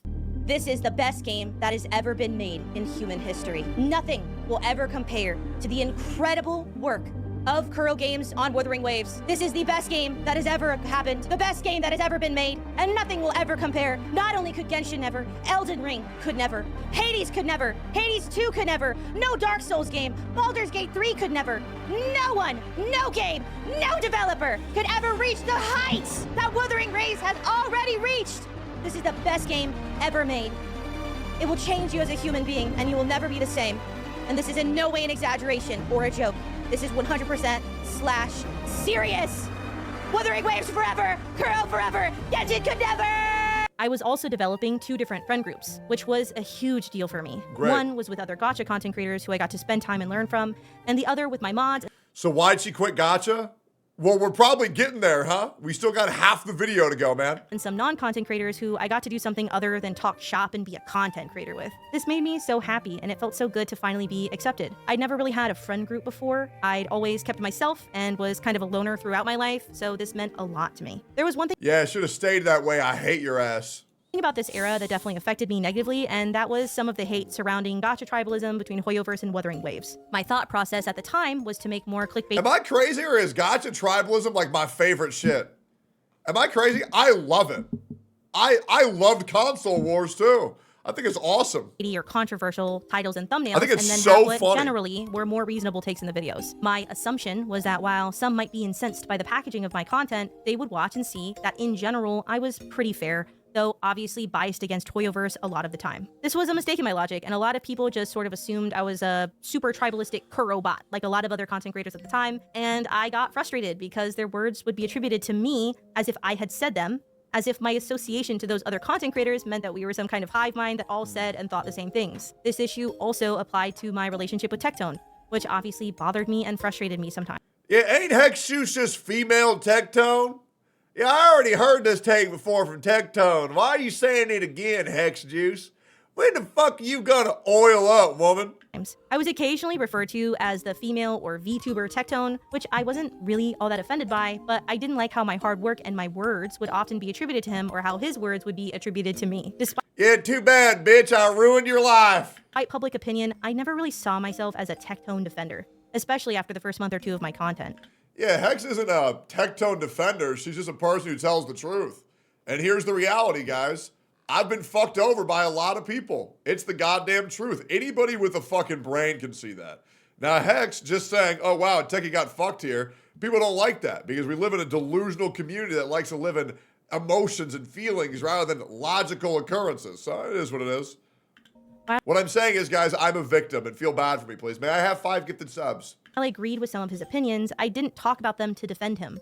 I talked about my own opinions because they were interesting to me, and yapping about my opinions was kind of my job.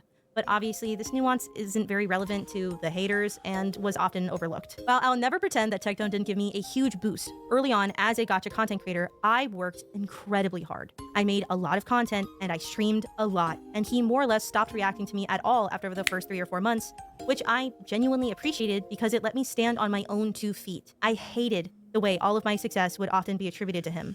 Maybe it's a pride thing, and I definitely shouldn't have let it affect me, but it did. While this is sort of minor, and overall, the release of Wuthering Waves was a ton of fun for me, I guess I just wanted to acknowledge that it affected me, because I always tried to act like it didn't and put a brave face on about it, and I'm not sure that very many people were realistically all that convinced. As June hit and the release of Zenless Zone Zero started to get closer, I started to integrate content about the game into my YouTube and Twitch.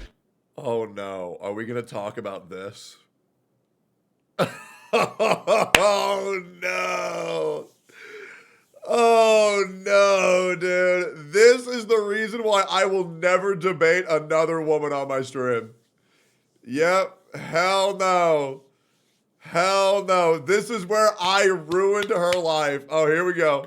Suddenly, I started getting a lot more hate. I was admittedly pretty skeptical of the game before its release for a couple of reasons, and I got a lot of backlash for bringing any of my skepticism up immediately, which hadn't really been the norm in the same way in the Wuthering Waves release. Then, Zenless Zone Zero was released, and admittedly, I did not handle it the best. This was partially because I was already getting worn down by Hoyo tribalism, but also because my initial impression of the game was really bad. It was slow, the TV system was at its worst, though I would like to say I have loved Zenless Zone Zero since day one. It is a great game. I'll be real. It is so fun to pop in, pop out, do your shit, get out. It's great.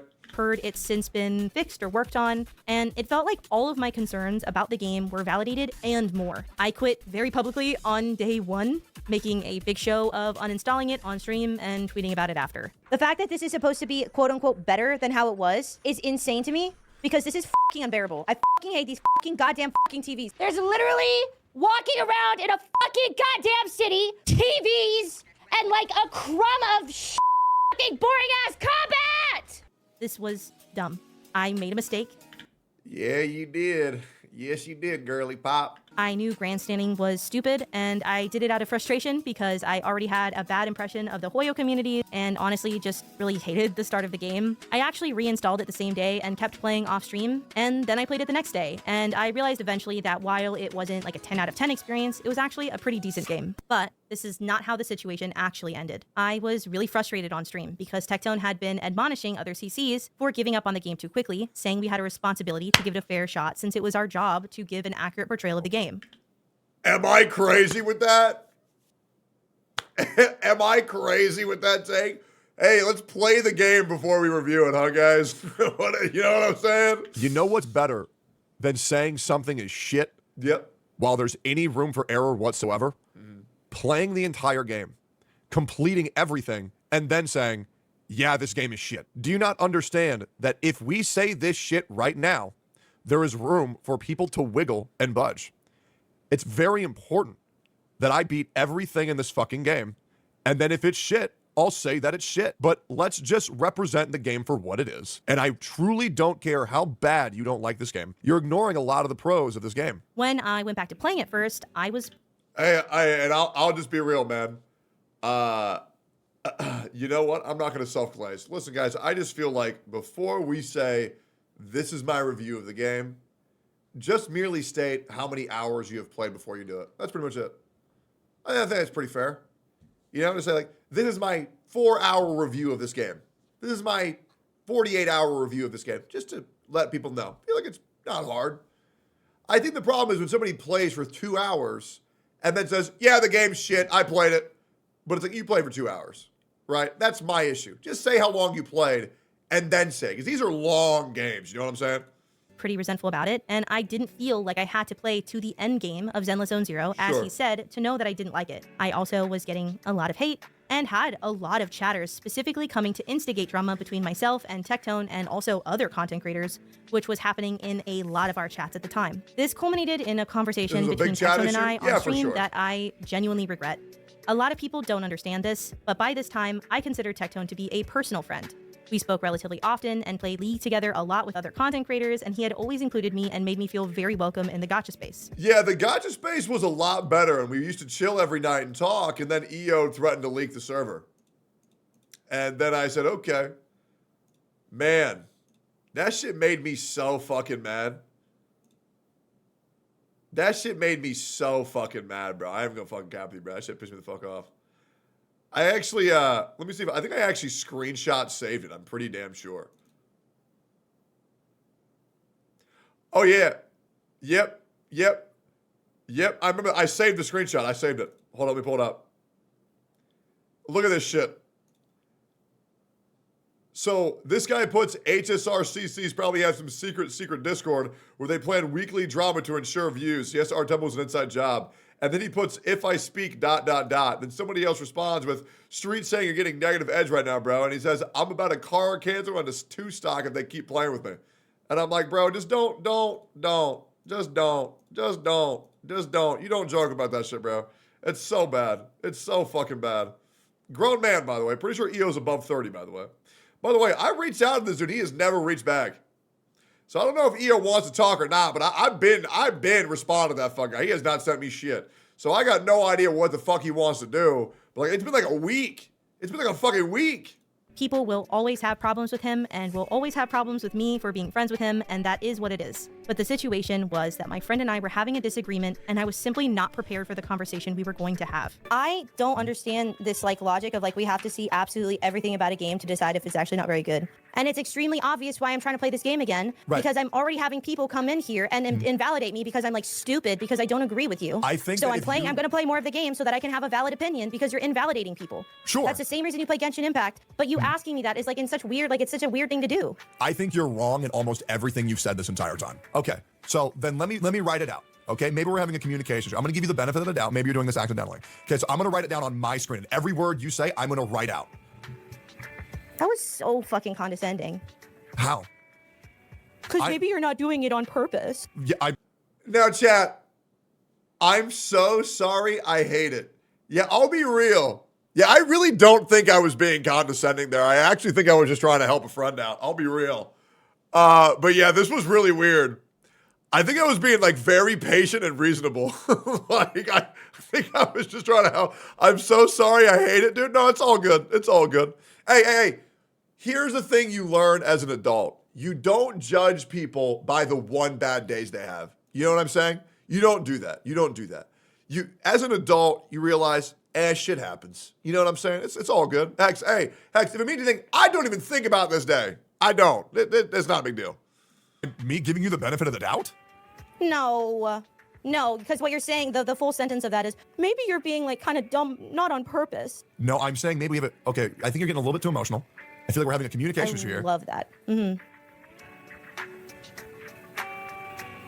I didn't really... Can we agree that I was not being condescending? Can we like all agree that I was legit just trying to be a friend there? Like, can we agree? Like, I ain't gonna lie, bro. Bro, you were? I'm sorry. Bro, this is what's crazy about the internet. This is what's crazy. I swear on my life, I was doing that literally to help a friend. And the amount of y'all who were convinced that I was doing that to be disruptive, like, let's go back and play the clip again. Like, legit, in what other scenario? Tell me, what else could I have possibly said? I said, well, maybe you're just saying things that you don't mean. Maybe you're not doing this on purpose. Let me give you the benefit of the doubt. Right? Let's replay it. I swear on my... I'm literally begging you not to. I hate it. No, but for real, like, no, for chat, because I mean this with my whole soul. I was legit just trying to be a good friend to Hex here. I just swear on my life. But you asking me that is like in such weird, like it's such a weird thing to do. I think you're wrong in almost everything you've said this entire time. Okay, so. Right, we're in a debate. Feel that's fair. I think you're wrong. Nothing wrong with saying that during the debate. Let's keep going here. Then let me write it out. Okay, maybe we're having a communication issue. I'm going to give you the benefit of the doubt. Maybe you're doing this accidentally. Okay, so I'm going to write it down on my screen. And every word you say, I'm going to write out. Right? That was so fucking condescending. So I say, because we're having a communication error, maybe, once again, because people like to think when we're having communication errors, they think that people are trying to manipulate people with their words. So I say, maybe you're not doing this intentionally because my brain feels fucked up right now. I'm going to give you the benefit of the doubt. Let me write it out. Let's keep going here. How? Because maybe you're not doing it on purpose. Yeah, right? And then Hex does the thing that she herself hates, which is repeats back what somebody says in a Mickey Mouse voice, which nobody likes. And I'm like, okay, well, nobody likes that. Nobody likes that. So I say, okay, you're doing underhanded little Mickey Mouse voices. You're being a little bit of emotional. Me giving you the benefit of the doubt? No, because what you're saying, the full sentence of that is, maybe you're being like kind of dumb, not on purpose. No, I'm saying maybe we have okay, I think you're getting a little bit too emotional. I feel like we're having a communication issue here. I love that. Mm-hmm. I didn't. This was such an uncomfortable conversation. And this is why I will never argue with a woman on stream ever again, bro. Chat gets way too weird. Straight up. Bro, chat gets so weird. Straight up. And I mean this genuinely, chat. I mean this genuinely. If y'all think I had any ill intent to go live and humiliate my fucking friend on stream, you don't know me. You're weird as fuck. Suck my dick. You're retarded. Straight up. Y'all know I do not do that shit. And I've proven that with my track record, that for my friends, I always give them the benefit of the doubt. We saw that exact same shit with Mr. Pokey. Straight up. Okay, then bye. Easy. Get them out. And it's that easy, boys. Hey, clean up the trash. Easy peasy. Hey, see you, man. It's that easy. Didn't really comprehend that I was going in to debate Tectone. I don't like debates, and I find his specific style of debating annoying. It was absolutely.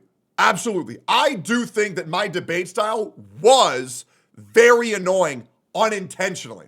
Hence why I wanted to write things out and present both sides the way that we're trying to represent them. I mean this genuinely, Chad, and I'll die on this hill. I was literally pulling out the notepad to help. Straight up. Because when two people aren't seeing eye to eye, you can't manipulate or twist people's feelings if you have to commit to what you're saying. So, I mean, I'll just be real, man. That's just kind of how it goes.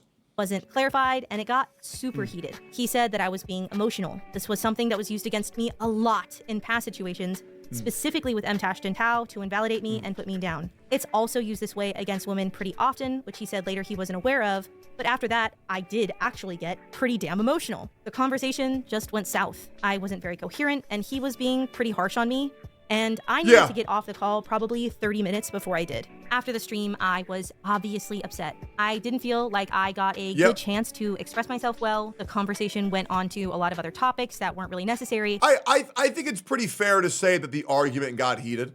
However, I think it's amongst two friends, and I really feel like it's not that big of a deal. And I feel like we've all had difficult debates with all of our friends, you know what I'm saying? I really do. I think that's a normal thing of being an adult, is having a heated debate with a friend. It happens every now and then, especially amongst family as well. And realistically, I'd never had a serious disagreement with Techie before. This is where the refusal to be seen. It was not that big of a deal? Oh, no, Hex, I absolutely do agree it was not that big of a deal. I think it's not that big of a deal. You don't think it's not that big of a deal, but you can still see even people in chat trying to make it weird. Straight up. It is that 100% is still weird by chat this far after, where both parties consent and say, yeah, we think it's fine, but they say, well, did you ask me what I think? Yeah, I don't know. Yeah, because, what do you think of, what about my opinion on y'all? What about me? Yeah, I know you guys consented to have sex, but what about me? Did you ask God's permission? Shut the fuck up, man. Shut the fuck up. as a victim thing comes in again. After the stream, I tweeted something along the lines of, I don't want to be used as part of an anti-Tectone narrative, as I could already see it happening in my own chat. I chose to calm myself down a bit, talk to Tectone about it in DMs, and express my concerns and feelings about the situation, as well as some concerns about some things I noticed in him on a personal level that I found concerning, and managed the situation with my friend as an adult, rather than crying about it on Twitter or... What's this? Yep, there it is. Isn't there somebody you forgot to ask? Yeah, I know that you guys are cool with being friends, but hey, am I cool with y'all being friends? Yeah, I don't know. Yeah, did you ask me if I'm okay with you guys being friends? Yeah, we'll see. Yeah, we'll see. Shut up, bro. Ain't nobody ask your ass. Ain't nobody ask, bitch.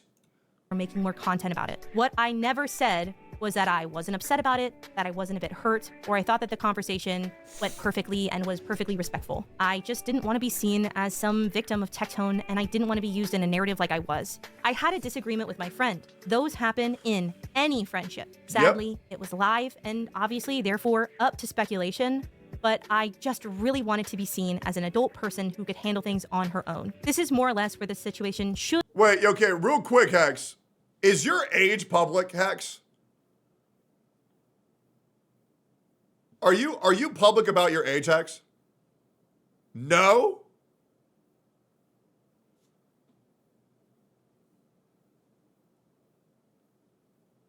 Okay. Okay, so I have this issue on the internet where people who... well, I can't fucking say. Because there's another person who's been coming at me who the internet is thinking, like, oh, God, why not? Why can't women just be public about their age? Oh, I'm around your age approximately. Great.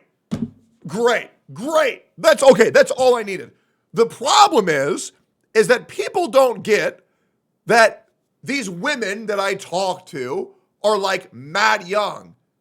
And what they don't get is, it's like, motherfucker, we're like the same age. So all of these people being like, oh, dude, well, I saw their photos on Twitter. I hear the way they talk. They must be super young. It's like, yeah, they must be like in like their early 20s, 22. And it's like, bitch, no, we're like the same fucking age. It's so annoying. And so they think that I'm bullying like 20-year-old women. And it's like, no, bitch. They're like, that's weird as fuck. They're like fucking my age, brother. Anyways, go keep going. Could have ended. I hashed it out with Tectone in DMs, and maybe the next day we would have talked about it on stream and made it into something constructive. Yeah, like Hex is not in her early 20s. She's a fucking adult, guys. Video about it, but overall, that's where it should have ended. However, later that night, I went on Twitch to see that MTash was watching the stream and reacting. To give some perspective, I still didn't really know what MTash thought of me. We hadn't talked much since the incident in February. It was now July, and while I had made a nice video, this was one of the weirdest things that I ever went through. Really? I mean, this was just one of the weirdest things I ever went through. I guess the weirdest thing we ever went through. Yeah, this shit was bad. Now, chat, whether you agree or disagree about the conversation, I'm sure you guys would agree that me and Hex were pretty close personal friends. And sometimes close personal friends have heated debates that they talk about and they hash out and they're good 15 minutes later. It's a normal part of life. This shit was weird as fuck. And I mean this genuinely. If you've never had a heated debate with your friend, maybe it's a cultural difference. Here in America, it happens all the fucking time. Especially amongst people who are hard as fuck. And I'm sure you could both agree that me and Hex aren't exactly weak individuals or weak-willed individuals. About him, I don't think he ever fully watched it, which was fine, by the way. I made it because I wanted to, not really because I wanted or needed his Yeah, you might not get it if you're 13, but if you're above 25 It's definitely happened on frequency in your life. Recognition for it, but he had messaged me at the time and said he'd skimmed the video and wanted to react to it. I'm just not sure that he ever did. Other than that, I had played a game of League with him once with some other gacha content creators, and he usually kind of stayed away from the gacha scene, just doing his own thing. This made me so sad because I liked MTash so much. I'm not gonna lie, bro. His content was so funny. It was so funny to me, man. I wish this shit never happened.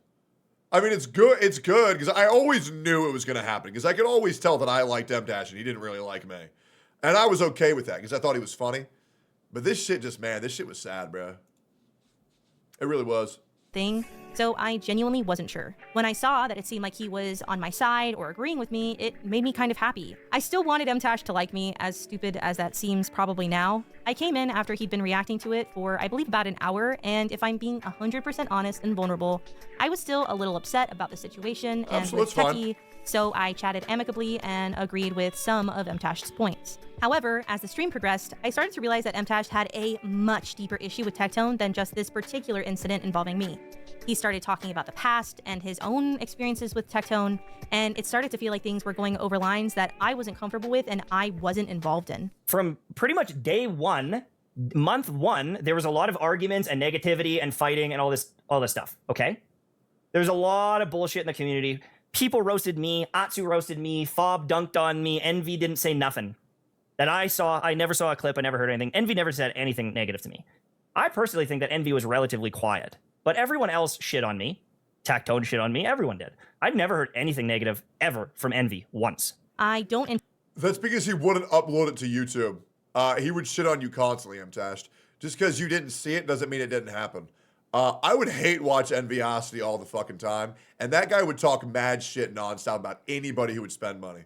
It was so bad. The damage he did to the gacha space is irreparable. Entirely remember everything that was Nah, Envy was a scumbag mint picker, man. He was. On, but at some point or another, MTash sort of wanted my approval that I was on board with everything he said. He DM'd me on Twitter while live and asked if he was out of line, and I tried to respond respectfully that I appreciated where he had validated some of my feelings and that his own feelings were valid, but I didn't want to be defended and I didn't want any confrontation between the two of them to be on my behalf. I definitely should have been more firm here with my DMs, but I felt like I had tripped and fallen into a very sticky situation and I didn't know MTash well at all. I tried to respond to the situation professionally and politely because ultimately, at best, MTash and I were coworkers, not even really acquaintances. I'd also already had a bad situation with him. This shit also made me really sad because this was around the time where I was like trying to invite MTash to be more part of the community. And like I would invite him to play League, invite him to play arenas. And no matter how many times he said no, I was like, well, maybe he'll accept the next time. And Hex was there for that too. I used to DM him all the time, like, yo, you want to play League? Yo, you want to come play? And then eventually he said, yeah, and we played, and it was fun. Yeah, I mean, Hex and MTash played bot lane League together. Me and him played 3 games of arena, and we won every single time. And I was really trying to, like, make him part of the community, but man, it was just, this shit just sucked. Because it was right around the time I was like, okay, well, maybe we can become good homies. It was a shame. Before, and I was admittedly afraid of upsetting him. I told him that he should express his feelings about Tectone to Techie. And I said that I didn't want to be farmed and that I was so upset with Techie, but I didn't want to be brought into their disagreement. After we went back and forth a bit, MTash slowed his roll in talking about everything, and I took that to mean that he understood what I was trying to say to him. I went to bed that night worried about the drama that would occur in the morning, as I knew that some of the things MTash had said were so incendiary and so confrontational that Tectone was going to be addressing it the next day. Listen, man, if you talk shit about me, we're going to have a problem. And that's just how it goes, man. That is how it goes. I mean, you can expect any streamer talking shit about me. That will be clipped and sent to my ass directly. It will. It will go to me directly. I hoped that MTash wouldn't bring me into the situation, but it seemed like he understood my desire to be left out of it. I messaged Tectone as well that night, who again was my personal friend, that I felt that MTash might use our disagreement as an excuse to go after him, and I said that I DM'd MTash asking him not to white knight for me. I was more direct and honest with my opinion of the situation to Tectone because he is my friend and I know him better. But ultimately, the sentiment to both people was the same. I did not want to be used as part of a narrative against Tectone, and if MTash had a massive issue with Tectone, he should confront him on his own terms, not including me. I'm adding all of the DMs in this video, by the way, if you're looking at the screen, because all of these have already been shown first on stream by MTash and Tectone. These DMs were used by MTash to try to paint me as a two-faced snake, I guess because the way I expressed it to him was nicer than how I said it to Tectone. The next day, I woke up to this DM of Mtashed asking why I would DM Tectone that I felt he was using me as an excuse to go after him. This was my response. I still don't exactly know why my DMs were shown to M. Honestly, because it felt like that was what you were going to do. You started bringing up Atsu, envy, your own issues, and it's not being a reaction to the situation. It 100% felt like you were taking my situation and using it to vent your personal frustration, made me uncomfortable. If you have issues with Tectone, I don't care, and I understand. He's a frustrating person, but I do not want to be a master of your head. I think it's a very fair DM. Mtashed, as again, I was asleep. Maybe somebody can fill in the blanks for me there. It seems like Mtashed was, in fact, bringing me up despite my request that he didn't, and Tectone felt he had to show that I wasn't on the Mtashed side of things regarding the situation, so he showed my DM to him. I still don't know why I was involved in the situation the next morning despite my asking that I wasn't. Because the internet really likes white knights who were there to defend women. I mean this genuinely. If you go live and you say, I'm doing this to defend a girl, all the incels will celebrate. And then all of the people who have never talked to a girl, when they see you arguing with a girl, will say, oh man, if I had a girlfriend, I would never do that. I would treat her like a queen. I would kiss the ground she walks on. Oh man, are any women looking at this? I'd be such a good boyfriend. And it's like, all right, dude. But yeah, they're incels, that's why. And so when a fucking dumbass gets the idea, oh dude, I'll use the excuse, I'm doing this for a woman. All the incels will think I'm God. It's like, all right. Is that why you showed the DMs? I never really knew because I was asleep. I believe I showed the DMs because I was challenged by Mtash to show them. Other than that, I almost never show DMs. Let me rephrase that. I never show DMs unless it was for a specific point that was brought up by the opposition. I still don't Same thing with me showing the DMs of Atsu. I never did that until I was challenged to. know how he could have interpreted my message to mean I was on his side against Techie. I don't know Confirmation bias. why he couldn't just own up to not liking Tectone for a myriad of reasons completely Because he knew that he was wrong in his ways and he wanted to use a woman to justify his points. unrelated to me What's Mtash doing now? I got fucking no idea. and hash that out with Tectone directly. But he set this insane narrative about me as a person so concretely that I really didn't have any chance to undo the damage he was doing. Mtashed and Tectone had it out on stream later that day. I was brought in at a certain point because Mtashed wouldn't stop bringing up my name, and I tried to explain myself. I eventually sort of made Mtashed admit that at the end of the day, he just didn't like Tectone because it felt like he kept bringing up all these other people as to why Tectone is bad, but not really admitting how he personally felt. I don't want this to be about me. Like, if you don't like Tectone, say that you don't like Tectone and say your problem with Tectone. But I don't like my Tectone. issue, I have a whatever. problem with Tectone. Okay, so make it about that. Stop bringing up like, oh, these other content creators, this and that and that. If the conversation that I had with Tectone upset you, I understand that. But like, that's why I set the boundary of I don't want this to be about defending me. This was so based. Like, this was so based, bro. I'm not gonna lie. This shit was awesome, man. Damn, this shit was hype. I did not say you don't have a friendship with her. I said you were being an asshole to your friend. It's not when the same she thing. disagrees. So twisting my words When she and disagrees. saying, oh, he thinks there's and that's fine. Whatever fucking Stockholm Syndrome friendship you want to have. And so there, now you're it's saying she fine. has Stockholm Syndrome with me? What the fuck are you even saying? Tectone and Mtashed agreed not to make videos about the situation due to their own disagreements in history. I made a video about my side of things because I was getting an absolute insane shitload of harassment on every single platform for being a snake. I had tried my best to handle the situation respectfully from my perspective, but my video got hundreds and hundreds of comments saying all of the worst shit imaginable about me because Mtashed had talked about it first and told everyone that I was a two-faced snake backstabber. Yeah, and also, so the thing is, whenever the internet hears wind or catches wind that, oh, now Tectone's finally going to be taken down, these content creators gain access to the hate brigade that follows me in everything that I do, right? I don't believe this is Mtash community. I believe this is the Tectone derangement syndrome community, where whenever anybody goes after me, like, everybody will pop in. It's the same thing with Denims right now. Like, whenever Denims talks about me on stream, her viewership will spike up tremendously, right? Because the Tectone derangement syndrome brigade really pops in, and they'll say, oh yeah, we're finally going to get him. We're finally going to get him. And then once you stepped in, Hex, you stopped that from happening. And then these people are like, well, fuck. Now I can't go live and call him a rapist anymore. Now I can't call him a horrible fucking person anymore. And that's all these people really want to do is feel justified for their hatred. But as every other scenario, and I mean this generally, as every other scenario in my career has happened in entirety, anytime I've been painted in a bad light, Give it a couple months. Yep. Give it a couple months and everything will make sense. And every single time, there's a reason why I've still been around for 6 fucking years of this shit. 6 years. 6 years of this shit nonstop. And every time I say, well, actually, that's not how it happened. And here's why. But the problem is people jump the gun way too early. They pigeonhole themselves into the anti-Tectone narrative, and then they look like dumbasses, and they just go quiet rather than apologize. And it really does fuck my career. It really does. I'd probably be at like 8, 9K if this should never happen. But to be honest, I don't try to get caught up on numbers too much. But that's just kind of the reality of the situation. What I learned later, and this honestly kind of broke me, is that about 50% of the people who viewed that video didn't even get past the first 30 seconds. That's insane. Hundreds of people opened the video and paused it immediately to comment hateful shit. They didn't even bother to hear me out. And I continued to get harassed for months. And I tried to put on a brave face. I tried to pretend like it didn't bother me, but this really did. It was easier to handle hate due to disliking a particular game than hate based on what people thought of my character. Another part of this that hurt was that I could no longer have my own feelings and my own disagreement with Techie. Since the situation got turned into Tectone versus MTash. Oh, don't do Eggy Sag. That emote breaks my heart, guys. Come on. Everything's going to be okay. We're okay, guys.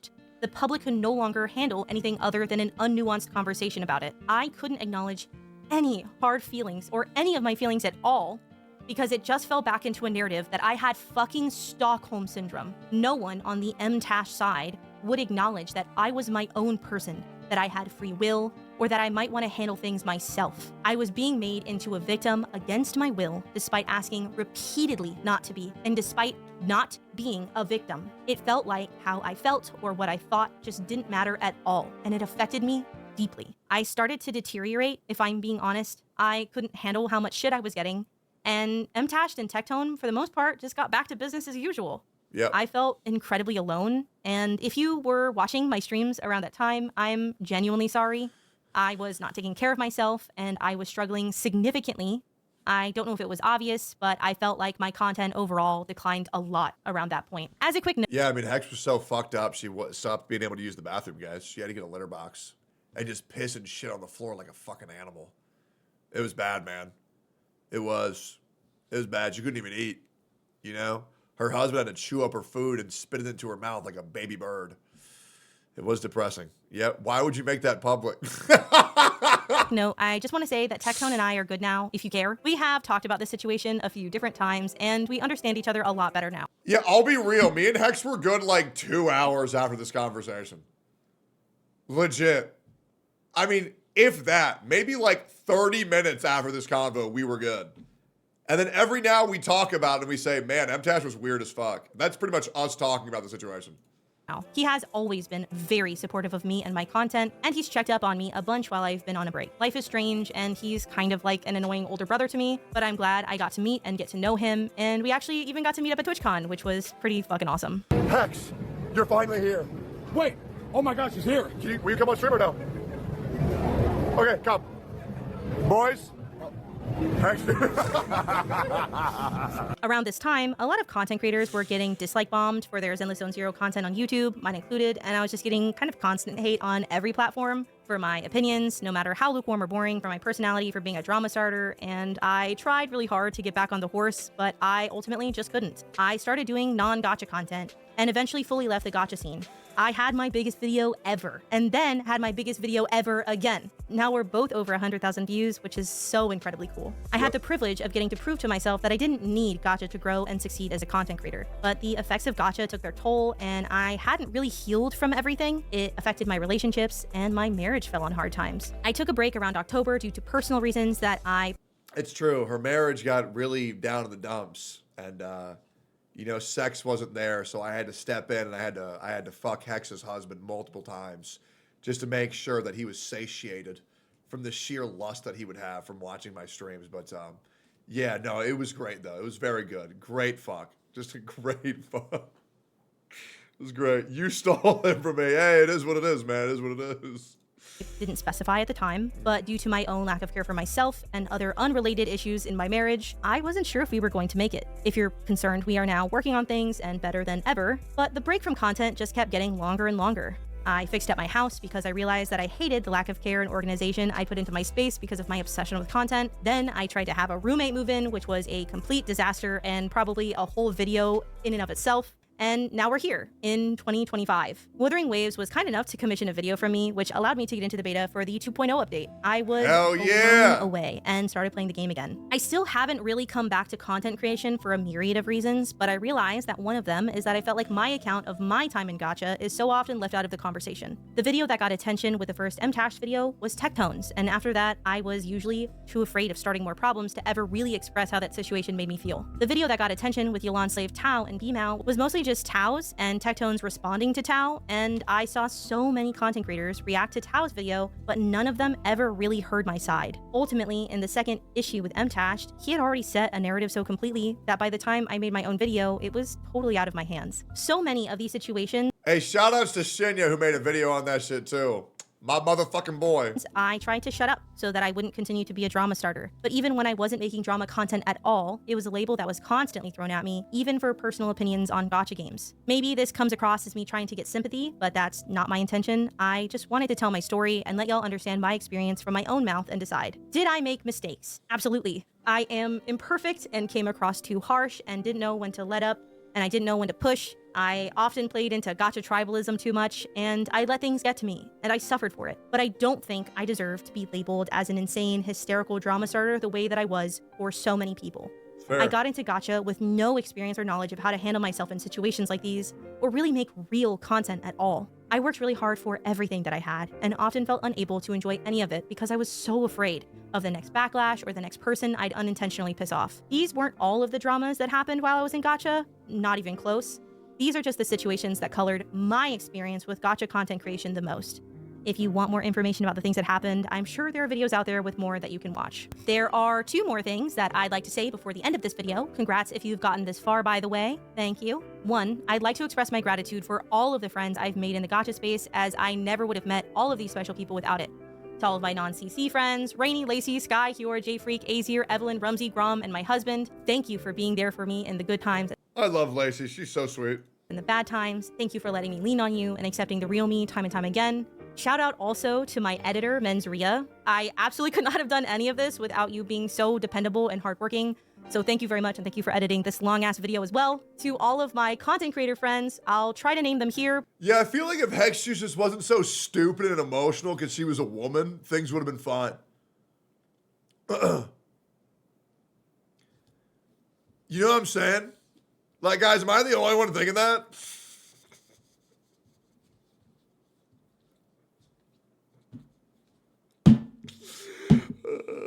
Man, what is wrong with me? Oh, man. I can't wait for somebody else to react to that and say, hey, I don't like how he's joking with his friend. Hey, I don't approve of that. I don't consent of that, Mr. Techless. Shut the fuck up, bitch. But I can't name them all. Thank you so much for appreciating me and all of my flaws and harshness and always making me feel welcome. Tectone, Rogue Killer, Captain Cabinets, Age, Io, Kazehana, Connor, Brax, Shinya LaRoe, Maddie Chu, Ray, and Jesus, so many more. Thank you for always accepting. If she didn't say your name, it's because you weren't important to her and she forgot your ass. Me and cheering me on. I'd also like to express gratitude to everyone who has supported me as a content creator in and out of gacha. Y'all have allowed me to do and be so many different things, and I can't tell you how much I appreciate that. I love entertaining y'all, and I can't wait to do more of it in the future. The last thing to address is the— Hey, y'all notice how Mr. Pokey ain't in there? Man, what's going on? The Hexjuice Mr. Pokey situation is nuts. future. Where is your content going, Hexjuice? OnlyFans! She's going to oil up! OnlyFans.com/Hexjuice. And the answer is, I don't really know. I have a project in my heart that I want to pursue very badly, but I'm not sure if I'm really ready for it after the year that I've had. As far as Gacha goes, maybe I do want to dip my toes back in as a different person who's learned a lot about themselves as a person and as a content creator. I want to stream— Yeah, Tectone too. Yeah, let's get her done. Gacha games, and I want to post some content about them on my second channel, which you can subscribe to in the description if you are interested in that. Anyways, I would hate being friends with me because my problem is I just say the worst possible shit Don't you mean Asmon 3? I prefer the term Asmon Gacha. That's my preferred term. Yeah, I'm going to be real, man. I would hate being friends with you because I shit on my friends harder than anybody, bro. It's so bad. It's so bad. I hope that this is at least entertaining. I hope you learned something about me, or I don't know, maybe something about yourself. And I hope that after I post this video, I am not so— Your humor's definitely hit or miss. Hit or miss? Yeah, it's kind of like when my wife don't bring me a beer on time. Okay, never mind. Sorry. so ruled by my fear of being a drama starter or a victim or anyone hating me. To be clear, I'm not looking for anyone mentioned in this to respond or explain themselves. This is, again, just my account of my own personal experience. Some of you will not change your mind about me, and that's okay. Maybe none of you will, and that's okay too. I made this for myself, to reclaim my voice, and to finally have closure on a really, really crazy year. Thank you so much for watching. No, if it means anything, I changed my mind. At the beginning of this video, I liked Hex Juice. At the end, I fucking hate her ass. Yo, fuck this bitch, man! Fuck this! Yo, anyways, yo, boys, I'm gonna link this video. She's free. If you don't want to go leave a like, leave a comment, definitely do so. This is a great video. I had to make a lot of jokes because the video was making me emotional, and I don't feel like getting emotional on stream, so I hide my emotions with jokes, usually ones that are just horrendous to say. Hex, I hope you come back to Gacha. It was great. We all love you here, except me. Chat does, and we're indifferent. Anyways, you suck. Go die. Great video, I guess. It could have been better. Anyways, it was good. Okay, it was good. Great video. Make sure to like, comment, subscribe to Hex Juice, and we'll see you on the next one. Bye-bye. Jesus. Man, she's all right, I guess. Good. All right, man, what is wrong with me? Trump New Time magazine goes hard. That was a great video, Hex. Damn, bro. Get it. All right.